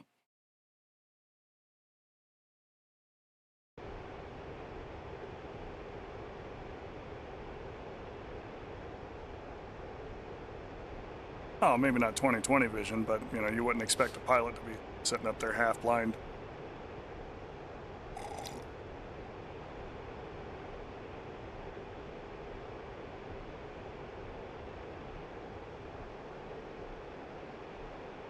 Oh, we just crossed the sound barrier. We are super cruising. On the F-15's HUD. I'm in navigation mode right now, so the lines that we got down here in the bottom, kind of that semicircle shape, is bank angle. The flight path marker, little airplane there, kind of shows that we're slightly pitch up. Of course, the lines top and bottom is dive angle, or climb angle, depending upon which way we're looking at. Over here we can see we've got 1 G loaded on the aircraft with a maximum limit of 9 Gs available to us based on our current loading. The number above it is Mach number, which changes with altitude. Right now we're at Mach 1.026, so we're just above the speed of sound for this altitude. This is our indicated airspeed in knots inside the box, with angle of attack under the wings in units placed there. It's our heading tape with our current waypoint marker and our current heading caret. Altitude. And this tells us a variety of information. The first line there, ANAV 5A, it says that we are in the A navigation mode. We're looking at our first set of steer points with waypoint 5 currently queued up. And the line underneath it is how far to that waypoint in nautical miles. And the line underneath that is our estimated time of arrival. So about 10 minutes from now at the current speed, we should get there. I think this line here is just kind of a little bit of gibberish. It probably means something, but less important for what we're doing. The circle on the HUD there is where the waypoint currently is that we got selected. A lot of information right there on the HUD glass for us.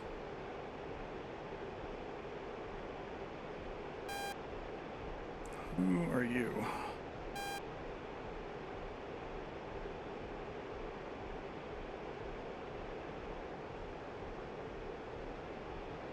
It's friendly and it's at 30,000 feet.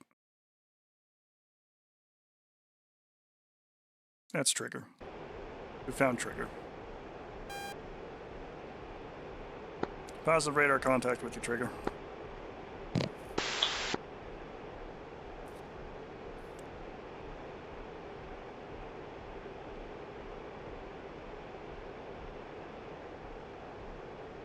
So what I did was I put him in track while scan Yeah, mode. my bad. Was using it to try and find the tanker. And then I did an IFF scan. And circles under the IFF are returning a friendly transponder. I also did an NCTR scan, and now that he's nose hot to me just enough where my radar can actually scan his aircraft and its front profile and compare it to aircraft in the database, it identifies it as an F-15. So we're very much aware that that is Trigger. And we'll let him go and we'll go back to scanning.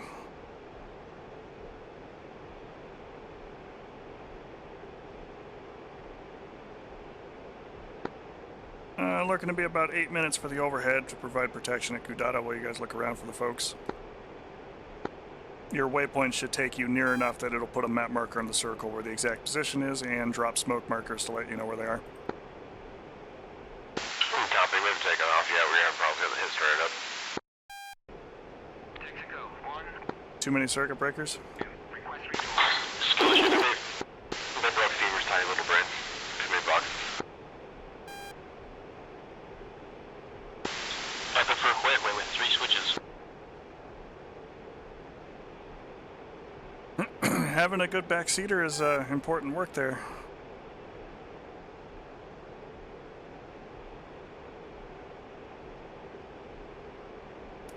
Like, the jet is perfectly capable to be flown with one, but holy shit is it much better with two. 1, 2, request rejoin. Warm coffee.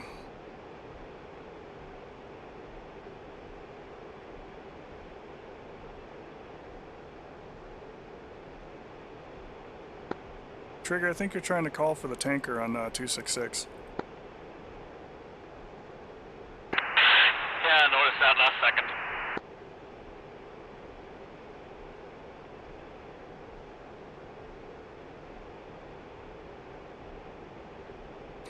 I know he would appreciate having a backseater in there a lot of the time, especially given the number of people near him across the pond there that he's tried to recruit for it that just don't show up.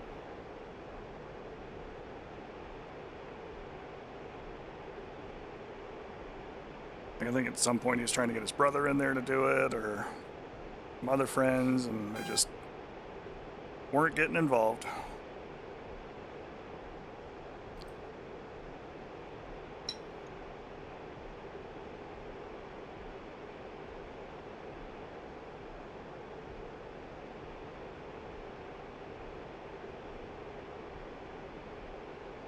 Well, you know, if you get set up for DCS and everything else, and either pick up or trial the F-15, if you want to fly in the back seat with me, I'll be more than happy to take you up one of these Saturdays.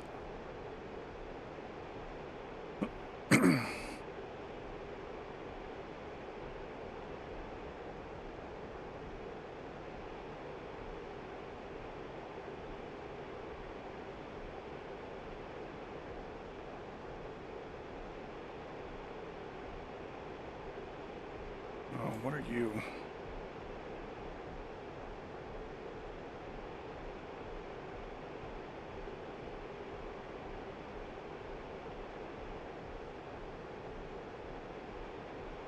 Enfield 1-1, focus 1-1, Bra 109, Fort 110 at 27,000 knots.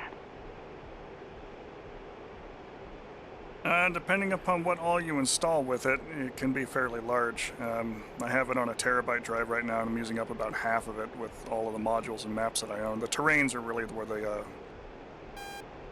the major space hogs come into play.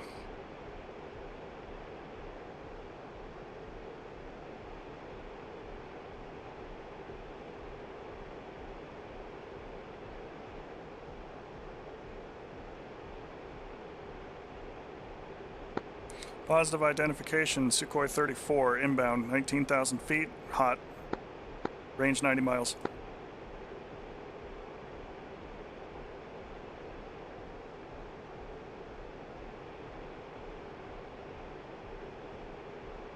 (205) committing bandits Su-34, 20,000 feet, range 85 miles. 490 at 27,000 knots. All right, master arm is on. Air-to-air mode is up. Field 1-1, focus. If you need me to come help, let me know. 490 at 27,000 knots. Yeah, we'll see what happens with these fullbacks.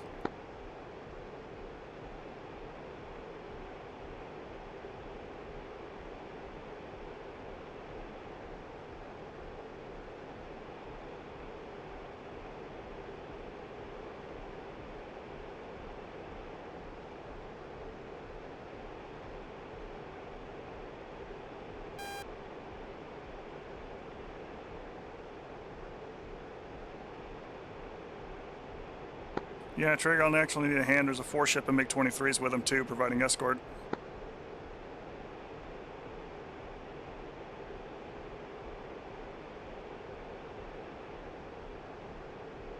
Alright, back on 266. 65 miles closing.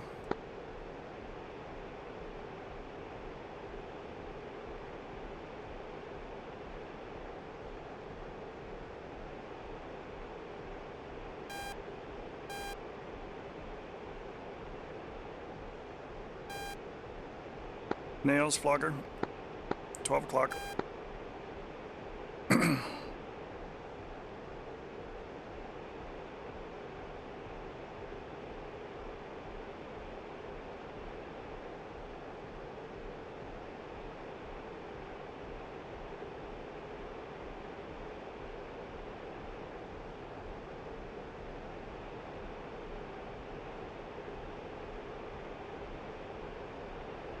Try and get the fuel out of these external tanks.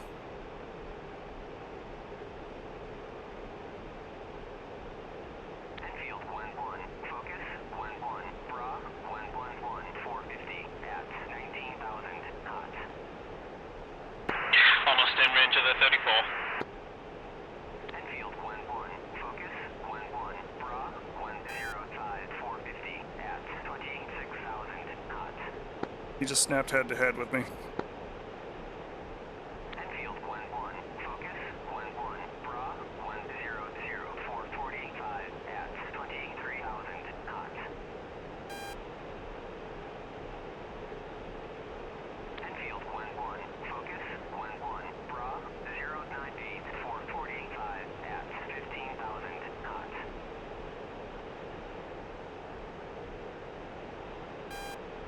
Enfield 1-1, focus.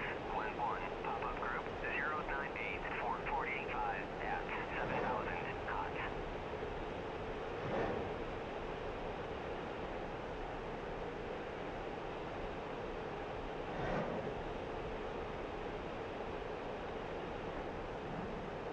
Fox 3 times 4, breaking left.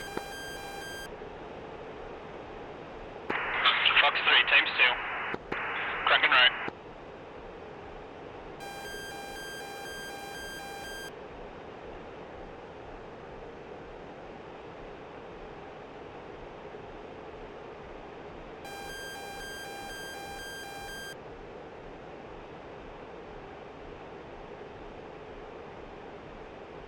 Enfield 1-1, focus. 1-1, Come on. bra. 099, 421 at Oh, happy birthday, Anna. 15,000 knots.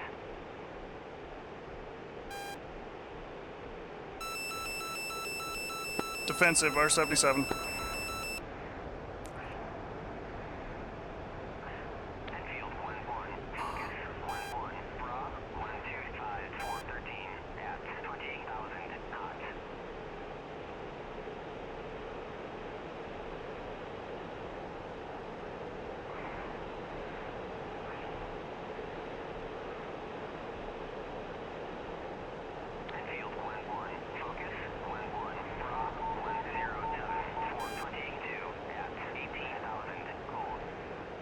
Snapping back into it.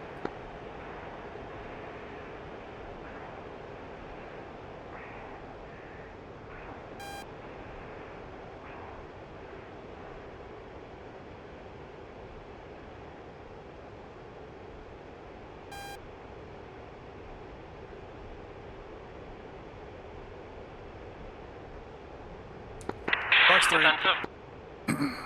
Fox 3, MiG-23, low altitude, 20 miles.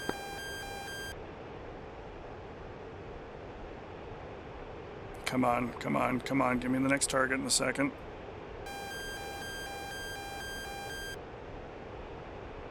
Pitbull. Fox 3, new bandit, 14 miles.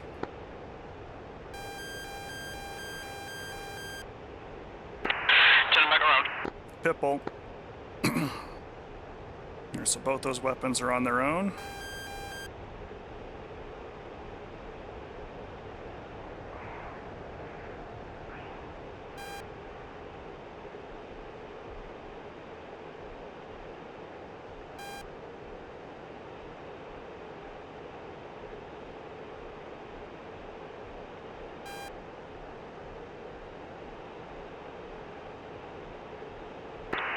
Merged. Enfield 1-1. Focus 1-1. Pop-up group 103412 at 5,000 knots. Over G, over G, over G, over G, over G, Pull up, pull up, pull up, pull up. over G. Pull up, pull up, pull up, pull up.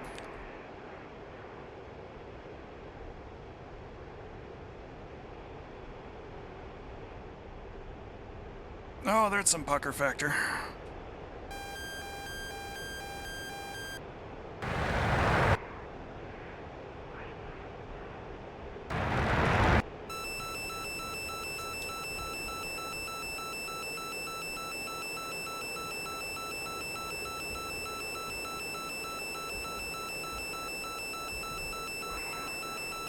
Pull up, pull up. Oh. I got surrounded by it, I think. Watch trigger.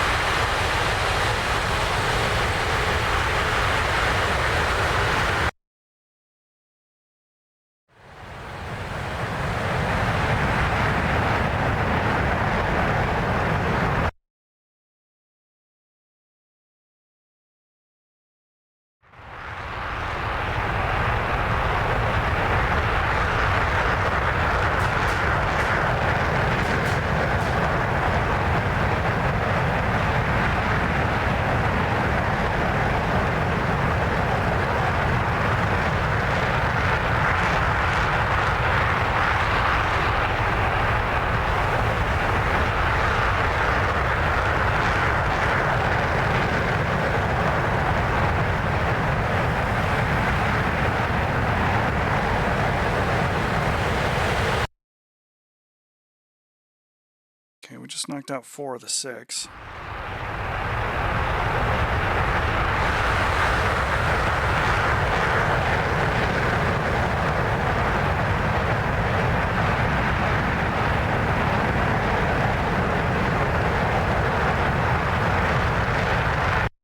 Shut the airflame noise off for a second, and we're going to drop down in the room with everybody else.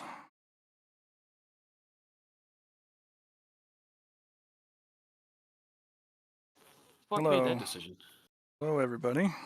Hello. Man, we were merged among those aircraft. You were definitely not alone in that scenario. We know. Yeah, we No, we saw right after we died. Triggers We're- merged with them at 3,000 feet, and one of them pulled off to shoot a hind in the middle of a merge, and then again with a hip. Double Why pump do the the hip AI? with this. Yeah, Why double do pump the me. AI? They just pull off of a literal two-circle Like- dogfight to shoot a helicopter at 200 feet. I hate that. That's not real. No, An unarmed it's helicopter. not. The 23s at least. Oh, I'll have to look at the TAC view. Was it a 23 that shot at you, or was it a 34? 34. Okay, the 34s are actually programmed to attempt to kill you. Because that's kind of their job. Our problem is that like they did. It's like Yeah, no, and I'll make sure that mission 3 has a SAM presence. yeah. I can clean up our farps. Yeah, make them look better and go on defenses. But that was intense and a wild ride to get down in there among them for that. Mm-hmm. So we shot the hell out of that group. What was I thinking? Did you manage Gas. to get to where any of the? No, I don't see any markers. Nowhere going up yet. fucking near them. Nowhere. Yeah. We were about 10 clicks away from the airfield. Okay. We were Yeah. just getting into the groove, and then like we got locked, and I'm like, oh, well, trigger's way up in the con, so let's probably bleed through. About 15 seconds later. Yeah. Okay. I'm down to just guns right now. I believe it. The Done a first good mission job, we did Trigger. was a lot of fun. Yeah. That was fine. I was I good will I will migrate their waypoints there because they're supposed to be in the zone looking to kill the infantry groups that are down there. Like they got 100 kilogram bombs to try and kill the different infantry groups if we don't take them down.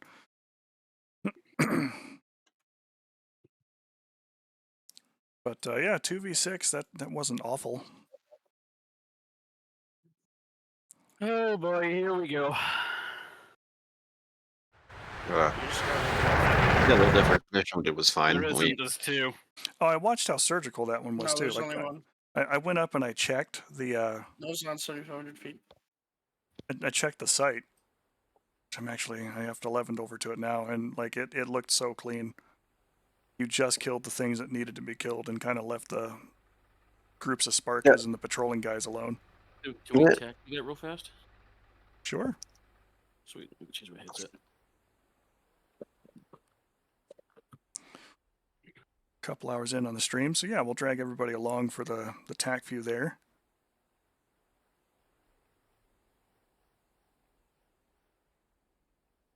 And take a quick review of the whole thing.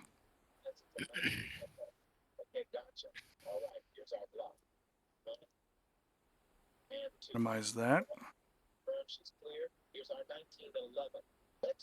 Got some sound bleeding through there from you, Nixon. Sorry. Go ahead and pull up your TAC view. I have the audio. The nose on him and kill him, Trigger. Kill him, kill him, kill him. We'll wait for Trigger to get this kill, and then we'll go look at it.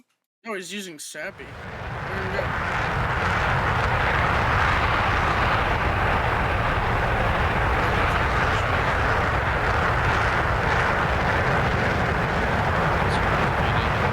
Wow, evil fucking Knievel! You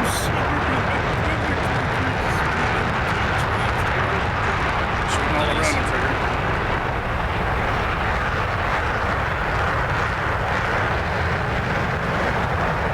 Just in front.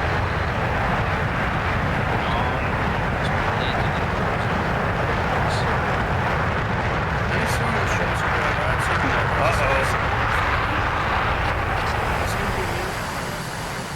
There's no way.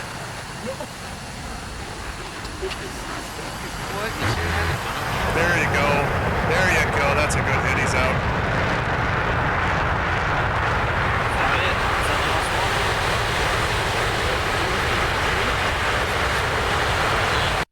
He's The old done. One burner, they called him. All right. Yeah, let's go ahead and pull up the TAC view. We'll take a look at that. I'll hop out of the server. No, I'm glad that the missions are working as intended there at least. Like I need to make a minor adjustment for the 34s, but we should also have, more aircraft in the zone than just the two. Obviously, this fucking Sukhoi pilot's like, I've got an American F-15 on my ass in the control zone with a lock. Let me go fuck with these helicopters, If right? I got killed by a plane under direct tap Exactly. coverage, I'd have 2 nickels, which is weird. Not many, but it's odd that it happened twice. Yep. I love that shit. I have a shit, he's present in for stream control zone. chat. Oh, look at that hind, though. I have present for chat. It is a wonderful present. What Oh, what yeah, is the the cat. what is the present? Oh, hello Oh, there. hello, Scout. Hello, Scout. Meow. It's hard being a cat. Sure It's is. It's so hard. really hard. It's very hard. It's a Yeah. tough life. All right, so we'll start with the better mission there, because really the only thing with the first part of that was we went out and got gas. No, you're not streaming. I don't think. Oh, let me And it stream. sort of Let me is. stream locally into wait, the room. Yeah. But yeah, yes, you are streaming, but Mm-hmm. I'm streaming, Makes you too lazy however. to open up one browser. Well, yeah, I mean it's also being 7 seconds behind. Fair enough. at best. Okay, Yeah, I looks like closed DCS. I was watching your stream. They're like, you got him. I was like, you got him? What are you fucking talking about? He doesn't even know. Oh, he got him. There it is. so. We have everything popped up. See when the mission was triggered. Trigger. But yeah, like there's this little forward sight here that had a low blow and an SA3 on it. Got closer to the base, there was an SA8 battery.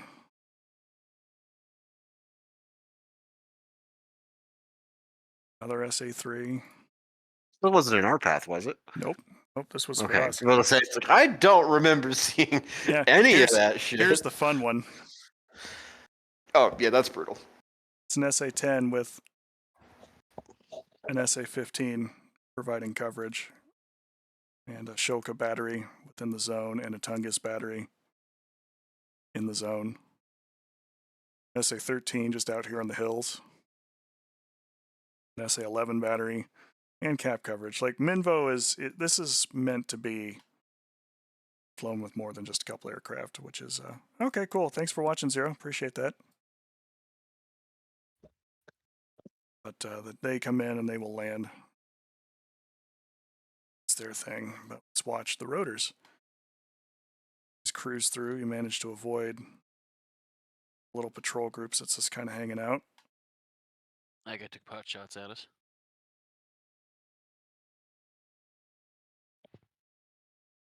Up. Couple little scout cars doing scout car things. I was like, yeah, fuck him. Get up here to this place. Which, yeah, I put a 13 and an 8 down there, which should have been a little spooky, but not super spooky. See, Osa fires at Nixon Misses. and gets victored for his trouble. That second Vicar went stupid. Dead Yeah, with couple goes stupid. That was the third one. I rippled him, and I was like, where the fuck did second one go? So off the third one. Oh, good. They The get spark. bracketed by the Sparkas. Yeah. Oh, dude, this is like a Michael Bay film. That thing came off my nose like 15 feet in front of me. The freaking Earth's going everywhere. I'm just like, oh, boys, we're doing Yeah, it I now. looked down to my left from the hind cockpit, and I see Femur, and he got bracketed by 8 Sparka bullets that flew past him and then exploded on the ground in front of him. He's only like 10 feet off the ground, so he literally flew through the dust cloud of freaking Sparka. Yeah, you guys literally just knocked out the things you needed and got out. I love that. Yeah, Good we stuff. did It was from like, PWR. I treat it like an op, like, okay, well, this stuff is not going to hurt anybody else. Like, it's Mhm. not in their objective way. We have 2 big, easy targets, and we killed the 2 things that were going to make killing it hard. Yep. Like, Sparkers are scary, but if we're going to be only in there for, like, a minute or two, you can dodge them. Yep. So here So we we just get the radars and left. we go cruising by. I think we got lit up by something out there. An SA2, I think, or the search radar for the 3 started looking at us, so we got down low. And then here I picked up and went, okay, cool, I can see my target. But I didn't realize how close said flankers were Zoom. as they're providing cover. So he fires an ET at me that goes over the top and behind, and then goes, no, I think you want to hold the 73, and disintegrated. Oh, bonk. Never heard it, but wasn't going to. Thessarian gets in here and yeah, ate the SA-11. Which, to be fair, if he hadn't, I might have had a difficult time getting through there. I couldn't get anywhere near him. I tried. Well, yeah, but that's also kind of the point is, the mini-op is meant to be, okay, this is an operations level mission. How are we going to get in here? Well, if I had a full flight of Hornets and a couple F-16s and everything else, we'd just hammer through it. Call the area, exactly. Told the area, send in JSOWs, knock out some of the actual SAM sites instead of just kind of passing them by. As opposed to doing cap and seed at the same time. Yep.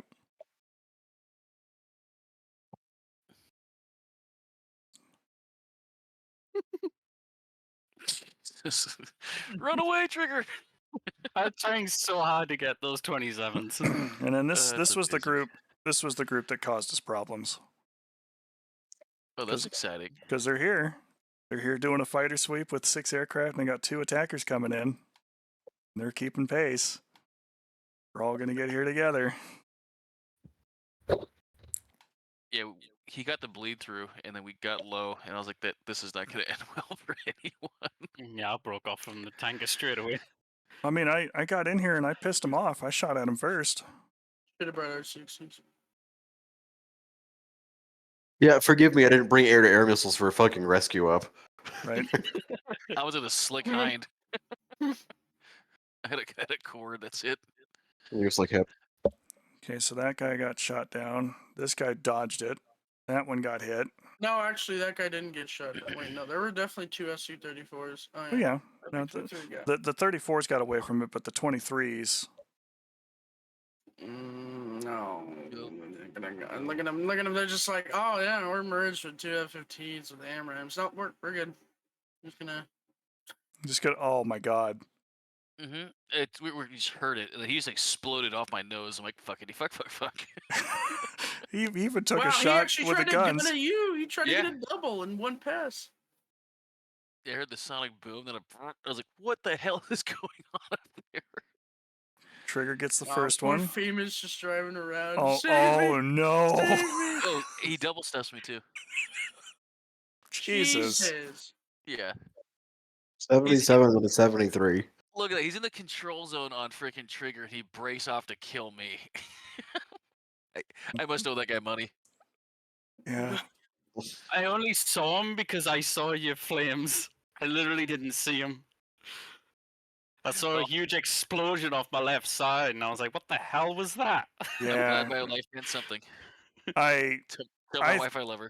I thought I got shot from over here or behind me because I was getting the bleed through on the Su-34 that Trigger was currently engaged with. So I was like, okay, no big deal. I'm just going to pop up and over this hill, and then I'll be safe. And then I see the missile trail. And I'm like, oh, damn it. The missile is not EP. If I would have rolled left instead and went downhill towards these guys, I'd have been fine. Just got faced. Mm-hmm. Jesus. Well, that went pear-shaped.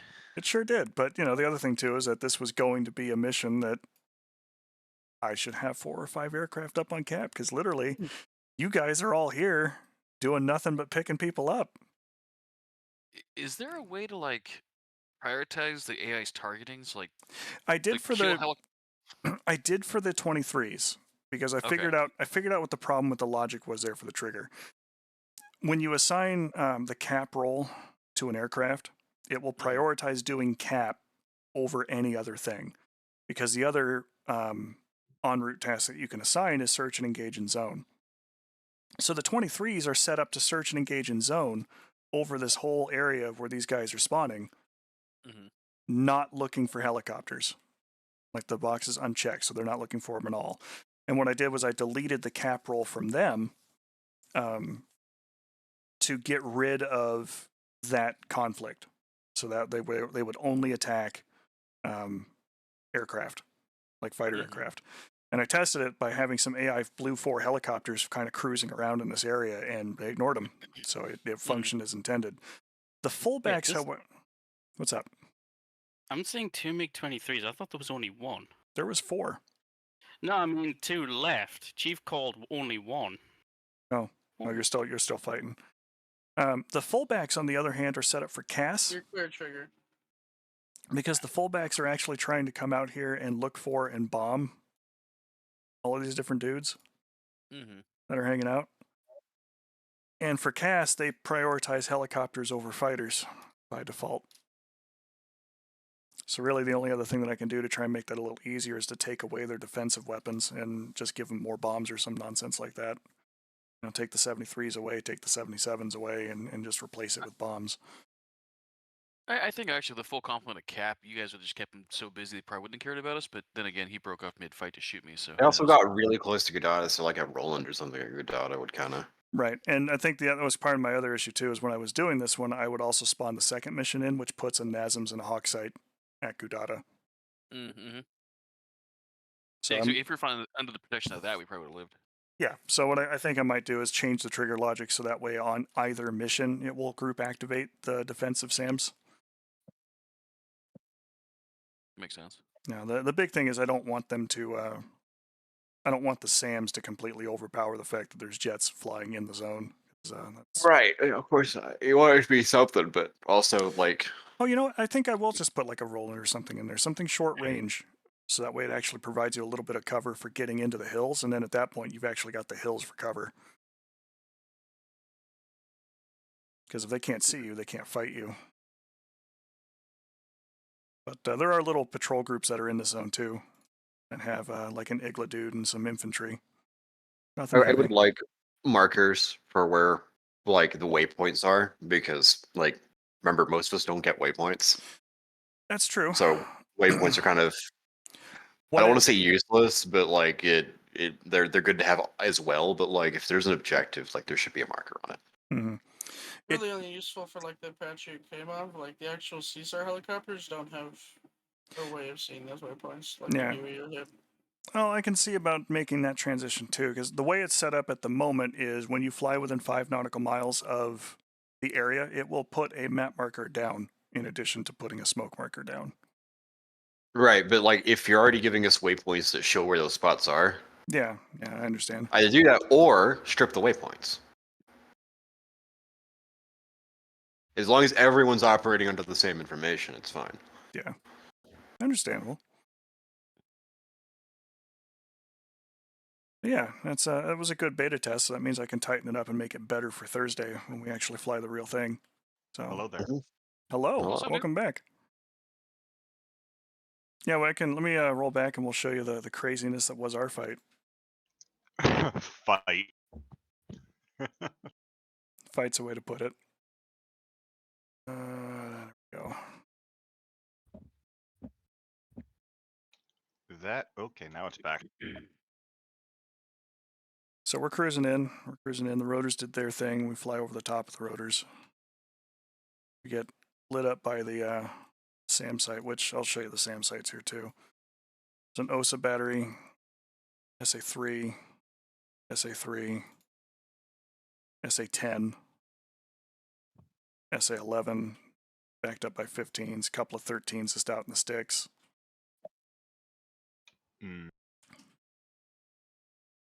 So we get in here, pick my nose up, find my target, dive down. Yep, I'm still trying to figure out where the fuck the target is and how to navigate the pod onto it. Yep. On the pod, there's across the top I got row. it in the end. Okay. Yeah.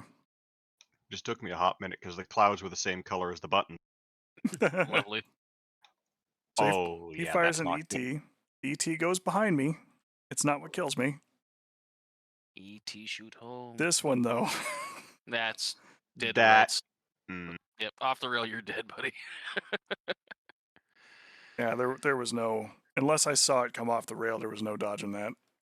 And you'll see what had me occupied when I went. Oh yeah, no, it was the SA11 site that you were flying straight at. Like here, I hold was that. paying attention to that. And hold that and that. I see these. I try and roll up and over. That missile goes under me on my end.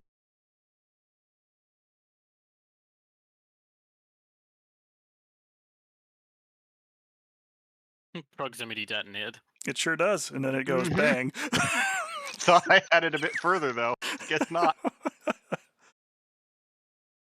53 feet away, it goes and lights Guess you up I and got turns you into unlucky with shrapnel. the prox fuses on that one. Yep. Ain't DCS wonderful with that? So consistent. DCS is a perfect game with no problems. Trigger Correct. though. Trigger gets in here and he has some minor issues. It was complicated. He's like, I'm gonna shoot these guys. And the SAM site, the SA-10 said no. No, you are not. Hmm. Trigger said, okay, cool. I'm gonna drop my bags. I'm gonna come back in here. I'm gonna shoot these guys. And no, you are not. Run away. Then I drag Trigger back, and then we have this group because we went ahead and we did mission 3. So we've got a fighter escort of four floggers escorting 2 fullbacks here for Cass.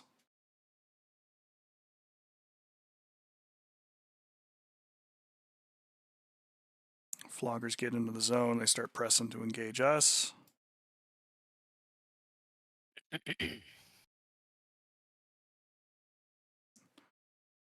Hold this Twiz AMRAAM storm. As you do. Fullbacks get away from it. A couple of the floggers do not. But the fullbacks flying their Cass mission. I like rotors. Fucking DCS. Bang. Takes a gunshot at the hip. Freaking asshole. And then turns back around and goes. He had a shot on Trigger and just goes, Yep. Yeah. no. He's Go got for the trigger the trigger. control zone, and he's just like, The nah, R77, dude, Jesus Christ. He double Bang. steps me. And R73. Bang. Perfectly good Wow. F-15. Scout didn't even like that. Perfectly- I am just a hip. Perfectly good F-15 inside of 5 miles. Way in the no escape zone for a 77. Could immediately solve its problem here. And then turn around and go kill the hip anyway. Yep. No, fam. Or chocolate. I saw the explosion. I thought, wait a minute. I'm just gonna get over here and I mean, thanks for killing him for me. My We're life all meant just something. cannon fodder for Trigger's onslaught. Exactly. Hey, Trigger, you guys, I died. But yeah, no, it was a Yes. good test. I'll make the minor adjustments there on that one And too. then the other 23 started running away. Yep. But you go after him. No, Wait, what happened to the other that's one? what I mean. It's I'm not See lying fit. to you, bro. When there's only one left, there's only one left. He Well, rolled over that's and went. the thing. Oh, I saw the 2. oh, you know what happened? I think he saw the AMRAAM and went, "Oh my god, I got to go defensive." No. And this guy freaking literally flew in between 2 trees trying to evade Trigger in the canyon. Let me roll back to this point in the merge where the first gunshot happens. Just let this one play out. It's been a while since I used the gun, because, yeah, it was bugged when, It's still kind of bugged, but I think they're getting it centered up in the next patch. Hopefully. I was watching your gunshots and it's like over, under. Yeah, Pippa's on them. Just behind him. No. I wish they would fix the fucking gun Pippa for it. Next The other one update. that's the air to ground one is the one getting fixed this update. What's up, Scout? Wow. Oh, you're just shaving the guy's butt hairs right now. See, what you should really do in this situation is put the gun sight in front of him, fire before, and then let him Just fly walk into him it. on. Yeah. Yep. Yeah, Instead you're- I haven't instead had you're much chasing 'em. opportunity to practice with the gun, so. I think you're in high Yeah. rate too. It might do a little better with low rate just to have Yeah. a little more conservation. Yeah, I thought he was going to hit the mountains, so I went Oh, a I little thought so wide too. just to I was compensate. convinced. I was convinced. Bert. And part of that clipped him, Yeah. so he got out. Bye. Yeah, back when I flew the bug all the time, it always just overshoot the guns and then just kind of Did it walk up clip down him? by releasing back pressure. It didn't show the hitbox, but on the video, his engine fragged out. He ran out of fuel. No, he was no, on fire. I he was was on there. fire. Like, yeah. Oh, okay. I was watching. You can see the confetti on the tech view there come off. Yeah. Yeah. So yeah, no, he was done. But yeah, no, it's just it looks like it's just a couple minor mission edits for that, and having more aircraft would have solved literally all of the problems with that. Yeah. Yeah. We were just So undermanned that for it. SEM net is fucking nasty. It's supposed to be, because remember each of these is supposed to be a mini op, Mm-hmm. so they are meant to be their own self-contained hour-and-a-half long operation flight. And we are meant to have a seed flight.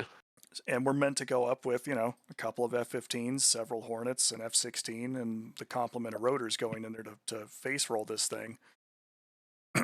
So the rotors could absolutely get in there and just annihilate the entirety of this zone. But with just a couple of them, they elected to surgically strike the SA-8, the SA-13, and then their 2 mission objectives and got out. Yeah. Which is I was like, perfect. sure, Ed's day. EWR's gun. Fuck it, I'm out of here. Yeah. It's like, what? Us killing more of it isn't going to help anybody. We're just Nope. spending ammo. Just style points, really, at that point. But, I mean, Chief said we can make fuck bang bang. I'm like, well, sure we can, but if we're trying to fly like an op, I would just go hang around Sparkas for fun. Right. That's risking too much. But yeah, this whole zone is meant to be, all right, cool, I'm going to attack this SA-10 site. Yeah, I'm just going to go ahead and get in super low and cruise on it, and oh my god, the SA-8 battery shot at me. All right, I'm going to come over here from this side at it, and oh my god, the SA-3 battery shot at me.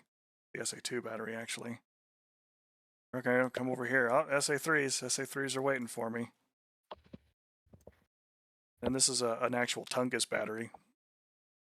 There's 4 Tungies just kind of sitting here hanging out, protecting the SA-10.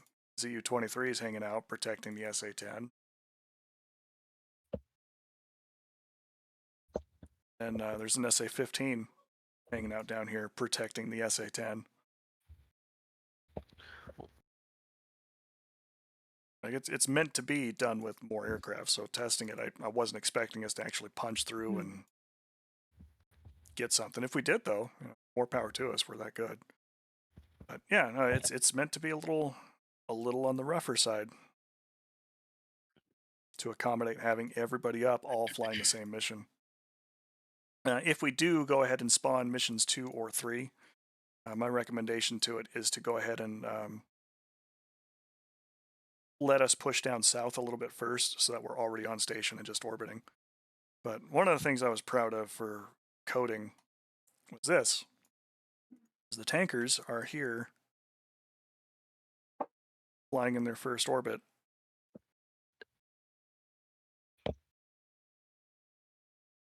Kind of doing their thing. E90 could be a tanker pilot. You could. True. Just center those needles on the racetrack. So, they're just here doing the racetrack thing. And let's see, when does the other mission spawn? Oh, they go for each mission. That's nice. Scout is giving me Manny Big Mouse. I think he wants food. Yeah, this is thanks to Nixon showing me the push task feature. Basically, what ends up happening is when this mission spawns, they are told to immediately push task to go to waypoint 3, which also has an orbit command on it for waypoints 3 and 4. And the AWACS and both tankers cruise down to the new point and start their new cycle. That's pretty cool. It sounds like a hungry cat. So they will actually move down and provide refueling services much closer to the front line. You need Plum to make our tankers for a good foothold. I don't know why they're broken. But yeah, I think I'm going to go ahead and mute up here real quick and close out the stream. Kind of get around to making some lunch, so go ahead and take care of that, folks. Thanks for flying. Thanks for coming up today. Of course. Yeah. I know it was a little bit of a playtest thing and had some buggy moments with it, but we're going to make that better, I think, with just more numbers of people. Because it's intended for us to have, 4 Hornets, a couple of F-15s, and you guys doing rotor stuff. And if we got a couple 16s, great. Yeah. All right, we're Yeah, back. I know it was a little late, but No, it's fine. It's fine. It's all your fault, Sherry. I know. Take care of this, Aaron. Thanks for coming up. I know 9 a.m. Pacific time is not everybody's cup of tea. So the fact Nixon that showed up though. did. I was surprised. I only showed because it's Me like too. 11 for me. 11 is doable. I'd never. Oh, been back good at back when it actually. was on Central Time, it was Yeah, you're like, with me, and just like, oh, that's yeah, easy. it was easy. Yeah, it's like, oh, like I have to like not be the laziest shit around, but like otherwise, yeah, we're in. We're in. It's easy. Good stuff. All right, we're back. Yeah, Now, All right, folks. So we're going to go ahead and close that out for now.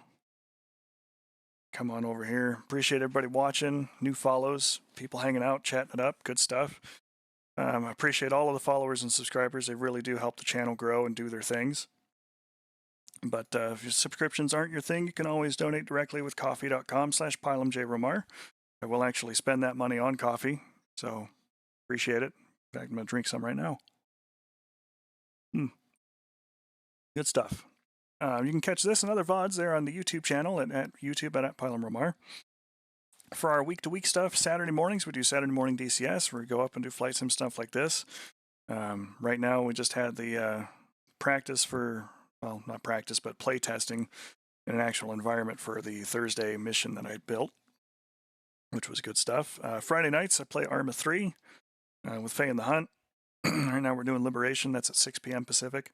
And Mondays, I have 2 streams, Mech Warrior 5 at 6 p.m. and Classic Games at 9 p.m. Right now, the classic game that I'm playing is Elder Scrolls 4 Oblivion. We're going to be getting back to the main quest and doing main quest things. So that should be a good time. Sometimes there are other streams during the week that are a little unannounced for things like playing Foothold, that Chief had mentioned earlier, which is in DCS, or even other games that I don't normally play, for the streams at least. Kind of just depends on how the week's going, and how the energy works out, and how the day job, beats the hell out of me or doesn't. That kind of thing. But a little short and sweet tonight, or today rather, but I think that's okay. So we got a lot done, and I appreciate everybody hanging out. With that, always ask for consent, try to communicate as best you can with your partners, and try to be genuinely decent human beings, and we'll catch up with you later on. Thanks for watching, folks. Pyle 'em out.